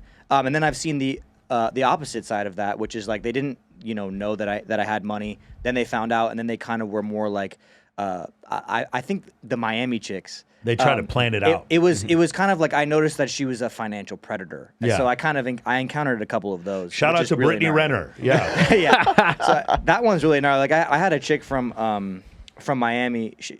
I took her out on a date. Like this was actually like the third time that I saw her. And she called my Lambo a kit. She's like, fucking kit car. And I was like, fucking kit car? What are you talking about? And she just hated the Lambo, gave me a bunch of shit for it. And then I go to find out that she's from Miami. Her dad owns a private jet. And like she's on all these fucking yachts and shit. So she was a financial predator. But I think for the most part, like, dude, it really fucking helps. And like it's even better when they don't know that you have money and then they Yes. find out. That is the best way. It's like she needs to find out you're a cardiologist. Don't leave- brag it don't to fucking it. leave with that Don't shit. like dangle the Ferrari keys That's in just front of her. that's just showing weakness. It's Yes. like Create attraction Is that first. your Yeah. only value that you're providing? That you Yeah. fucking have money For Like, sure, Yeah, for sure. so- That's something that I've seen that's worked. So let them discover. Right. Social media is obviously a really great way to do that passively. Again, Dan talks about it in his book, Low Perceived Effort. So you can show these signs of success, but when you're in a bar and you're having a conversation, she has to go look at your Instagram. And then in doing so, she goes, click, click. Every time she makes this movement, she's investing more. Regardless of what it is, she's now more invested. It becomes like the Florence Nightingale effect, where as she becomes more invested as her patient, she falls in love with her patient. So it's one of those things where you can generate attraction that way. So do you have any crazy dating stories here in Vegas? Not in Vegas yet. No. Not yet. I just got here. I'm just assuming that I'm gonna have some fucking wild ones. Well, you guys are going to both come judge my bikini competition this summer. So There we go. There's We're going to be excited. some wild one there. Have either of you guys met Jason Strauss? No, Oh, you I've know not. the guy who owns Tau Hakkasan? Yeah, his birthday was last week, and we had a pretty wild time. The other thing I was talking about is it's kind of interesting because, you guys are becoming the face, but I don't know if you've noticed, and I think of two specific examples. One would be like Neon. I don't know if you know he is the streamer who his girlfriend was like cheating on him, whatever. Speed, his girlfriend was cheating on him. The situation with Logan Paul streamers, where, dude. the situation with Logan Paul where, there's this stuff that Dylan Dennis was calling out with his girlfriend Nina Agdal. But it felt like after every time these guys took these L's, they got more popular afterward. And then I started to think, are they doing this shit on purpose? Are they literally finding women to go like embarrass them? And you guys made a saying one time about no press is bad press. And I feel like it's one of these weird situations. Like I'll give you an example. I'm a fan of PJ Washington. It's funny because we just talked about Brittany Renner. Brittany Renner is the girl who wrote the book about she's a financial predator who he teaches women how to get athletes to get them pregnant so they can take their money. PJ Washington is a power forward for the Dallas Mavericks. He's a great player. I love watching him. And it was Who's the chick's name? Brittany Renner. Okay. Holy Yes. shit. Anyway, Like, was it her? So Brittany Renner was Stay on. away. She was on Club Shay Shay yesterday with Shannon Sharp, and she was talking about it. I think I know that. And I was just like so sad to think that her baby's daddy is like he's turned himself into a really good defensive player in the NBA, but she's more famous for getting pregnant by him and Brett. And it's just like, there's two sides of this. One side of it is like status is status is status. It makes no fucking difference because PJ Washington's not on Club Shay Shay. She is. But the other part is like, as long as there is no bad publicity. She doesn't pay for anything. Like she has not been, for her behavior. There's a video of her saying, I just fucked 3 guys today and I got a yeast infection. Nobody clip that, please. But, but like she actually says this. She goes, oh, my yeast infection because I fucked 3 guys today. And I'm just trying to think about like me being a dude and having my baby's mama just fucking humiliate me like that all the time and how terrible that would be. But then I realized this woman is going to write another book and make millions of dollars. The world we live in, there's two sides of it. It's like there's no bad publicity, but at the same time, there's no accountability. Right. Well, I think there's also no bad publicity, but then there's your reputation. Like, Sure. Who do you want to be known for? Sure. You know what I mean? And so there's a fine line, but like, dude, look at fucking O.J. Simpson. Yeah, Have you seen him on Twitter? so not only that. There's like so- chicks that still try, like young chicks that try to fuck him. So I was at a party. with O.J. Simpson last year, and so I'm sitting there. I'm sitting there, and it's at everybody knows Steve Demopoulos. I'm at his Halloween party, and O.J.'s there, and so there's this white girl. I bring this up because she's blonde hair and blue eyes, and she has a PhD in pharmacology. And I go up to her and I goes, "Hey, you want to go meet the juice?" I was joking, right? I was like, "Do you blonde-headed white woman want to go meet O.J. Simpson?" Without hesitation, she grabs my hand and walks over to go take a picture with OJ. And I have the picture up with me and OJ Simpson. And it was one of these things. I'm talking to him, and he's like, "Yeah, they're offering me a lot of money to do a fantasy football podcast and everything." And I was like, bro. Like, I need to do some crazy shit. I need to, and then you see like Wes Watson, jail for 10 years for attempted murder, and Ryan Stewman, he was felony conviction for gun charges. You listen to Bradley talking about the time that he smoked crack cocaine. You just like listen to this or shit. Jordan Belfort. Or Jordan Belfort punching his wife in the stomach in a movie and then fucking stealing his own kid and running. And then you're just like, bro, like I'm at a disadvantage. I pay taxes and I'm not a felon. It's like it's not entertaining, Michael. It's not as entertaining. But it's like it feels like there's nothing you can't recover from now. Yeah. Seriously, like there's if nothing. you could use it as a resource, Isn't like it crazy? as fuel. Do you guys like? I know this is way past your time, but do you guys remember the Iran-Contra affair where we were like actually selling? We were selling to arms to the people in Panamania by using like something arms sales in Iran or whatever. But we were basically because we were not trying to use American money, and we were helping fight this we were helping fund these anti-communist revolutionaries in Panama. And the whole thing was totally illegal and done without the consent of Congress. And a guy named Colonel Oliver North ran the whole thing. And what he did was absolutely against the law. And he is a correspondent on Fox News. And it's just like, again, for those of you who are not old enough to remember this, but that was one of the first times. And then Mark Furman using the N-word like 28 times or whatever. And he's a correspondent for Fox News. And it just feels like there is nothing. A man fucked a porn star while his wife was pregnant. We elected him president of the United States. There is nothing you can't recover from. Caitlyn Jenner killed someone in a car accident 4 months before she was named Woman of the Year. Like it just feels like there is nothing you can't recover from.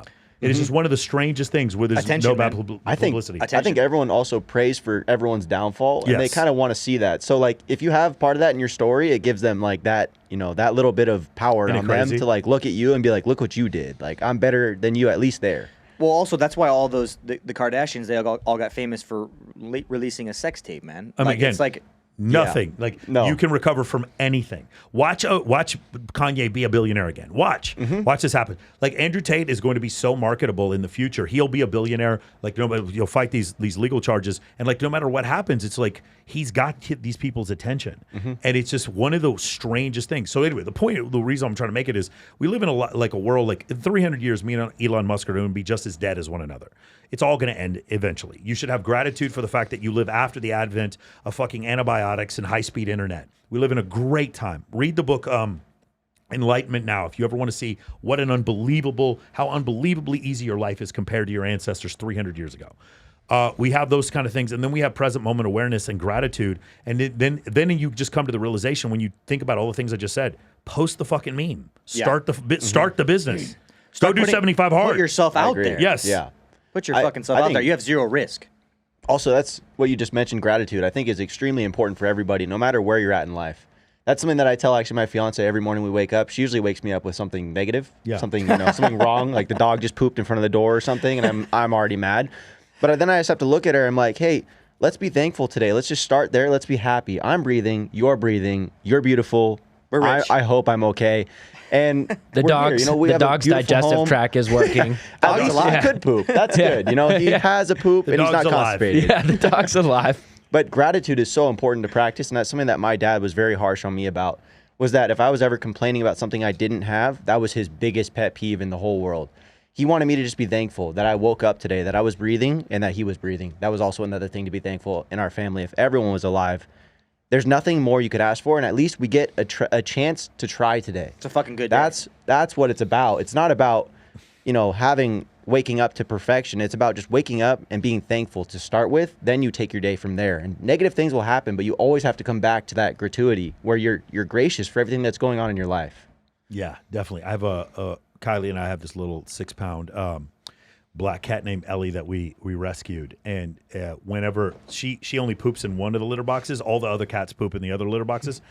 And when someone else poops in her litter box, she poops right in front of the toilet. without like same time every morning, she'll just poop right in front of the toilet. But it's nice because it's right in front of the toilet. I can just throw it in the toilet. And I used to get mad, and I'm just like, I get to rescue this beautiful animal, and she cuddles with me after she just poops on my floor. And you just realize, yeah, it's worth it. It's fine. You have to have gratitude for the situation that like it's a tile floor. Let's clean it up with some wipes or whatever. But yeah, it's just one of those situations where like you come to the realization, and I imagine being a parent is going to be the same thing, where it's like that. It's like they bring a lot of tribulation into your life, but there's gratitude that goes along with it. Besides the TikTok shop idea, what are some things that you would tell a bunch of very, very motivated guys in their early 20s who are trying to replicate what you guys are? Certain life hacks or self-discipline or something like that. I would tell them personally that it's going to take you probably longer than you want it to take, but it's going to be worth it so much more than you thought when you make it. And that is just like so true for us. And it was told to us, I think by Ty, not directly, but through, you know, content in the beginning, was that it was going to take a lot longer than we thought it would, but it would be worth it at the end of it. Elon says that too. Just being here now from start to even where we are now, we're not even close to done. I am so thankful that we just went through everything we did to get here. And I'm sure, and I know we have so much more to go through, but wow, I'm grateful to be here today. And I hope that everyone realizes that they're going to make it where they're headed as long as they never quit. Man, I would tell every young man that you should take more risks. Like, that's the biggest thing. Like, I have taken even more risks probably than I should have, but I was like almost to the point of defiance where I was like, I will not fucking work for anybody else. I'm going to make it on my own, but now I don't even have to work. I don't care how many red flags the stripper has. I don't care. Yes, she's Latina. I'm going to live life. She's a Latina. She's from Colombia. Yeah, there you go. No, but for real, I think a lot of people, they take the really easy, comfortable, warm path of a job and all of this existence. But what you have to realize is when you're fucking 50, man, and you still don't have the life that you want, you're going to have that regret. You're going to be bummed out that you didn't start that business, that you didn't talk to that chick, that you didn't, do what it is that you actually wanted to do. You're going to fucking die. You're going to die. So you might as well just at least start now doing what it is that you want to do instead of taking no risks and just like doing what everybody tells you to do and sitting in that fucking box. Because that's like all of my friends that I grew up with. That's what they majority did. They listened to what everyone told them to do. They were comfortable. They dated their high school sweetheart only. They fucking work at a brokey job doing what they don't want to do in exchange for a little bit of money to pay the fucking rent, man. And that is no existence that you want to live, man. Yeah, I'm telling you. Just wait till you guys are 40 and you go back home and see people you went to high school with. Oh, man. It's really a crazy thing. Anyway, I can't think of a better way to end the segment. Guys, remember, take risk and go talk to that stripper. That's what we said. Just live life because we're all going to die. So go ahead and go find Juanita. All right. Awesome, man. Where can we find you? You can find me on Instagram. My name is Brandon McElroy with an underscore, and I think it'll be on the screen right here as well. And I'm on Instagram. That's where you can find me. You can DM me any of your questions. If you want to start your business, I'll try and help you out with anything that you shoot me. I love it, man. Yeah, at Weston Corica on Instagram, TikTok, and YouTube. Same for me. I'm just here to help. I'm here to just put myself out there and provide value. Do you guys want to start another course? Is that the intention? Or do you just want to just help people in general? Honestly, I think like when Hermosi launched like his initiative, it really resonated with me that the more that I give, the more that I receive. And that has literally rang true.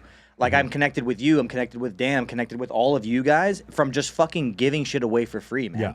So that's my plan. I coached from 2008 to 2020 for free. Yeah. I did it for 12 years. That's why when I built my first course, it was like Kanye's first album. Everything was a hit. It was like my first course. I just knew it was like these things have been boiling in me for 25 years, and I just knew exactly where to go with this, and that's why I think it went so well. Because you're right, I did it for free for 12 years. When you provide value to the universe must provide value back to you. Yeah. So that's what we're doing. We're just giving away shit for free, and we know that it's going to come back. So yeah. And where can we swipe right on you on a dating app? Hinge, Tinder, Bumble, Grindr, Raya, you name it. Yeah. At Tyler Schoenick on Instagram. Beautiful, man. And Awesome. TikTok. Yep, and TikTok. He's going to be an affiliate. Yes, TikTok I am. influencer. He's going to be selling loofahs here in a little bit. We're good to go. The markup on loofahs super high. Make a lot of money. All right, guys. Thank you guys for joining us. Hopefully, I'll have you again. Thank you. Maybe if you guys want to come on Access Vegas sometime, we'd love to have you on. I actually want to do a panel at some point with Dan and like include it and then talk about something like in the other room. I think that would be really, really great. You guys are always welcome. If you want to come use the studio, let me know. We can set that up. Thank you guys for joining us, man. Last couple of weeks have been very influential. I want to leave you all with something. I wanted my course course, or my podcast, when you're done with it, I want it to be like a master's degree. I want you, about the end of it, to be like, man, I learned so much about building a business, about dating, about how the opposite sex thinks, about geopolitics, physics, about debating flat earthers, about all this kind of shit that we do on the podcast. And I really appreciate you guys sticking with me, as every week it is some completely different. We had a magician on last week, right? And it really tied into a lot of the things when it comes to persuasion and sales. And then we had Jeremy Minor on. Watch that. Yeah. Yeah. Just really, really incredible stuff. So I want to thank you guys for joining us. Thank you all for the growth, and thank you to the new guys who just joined Men of Action, and I will see you all next week.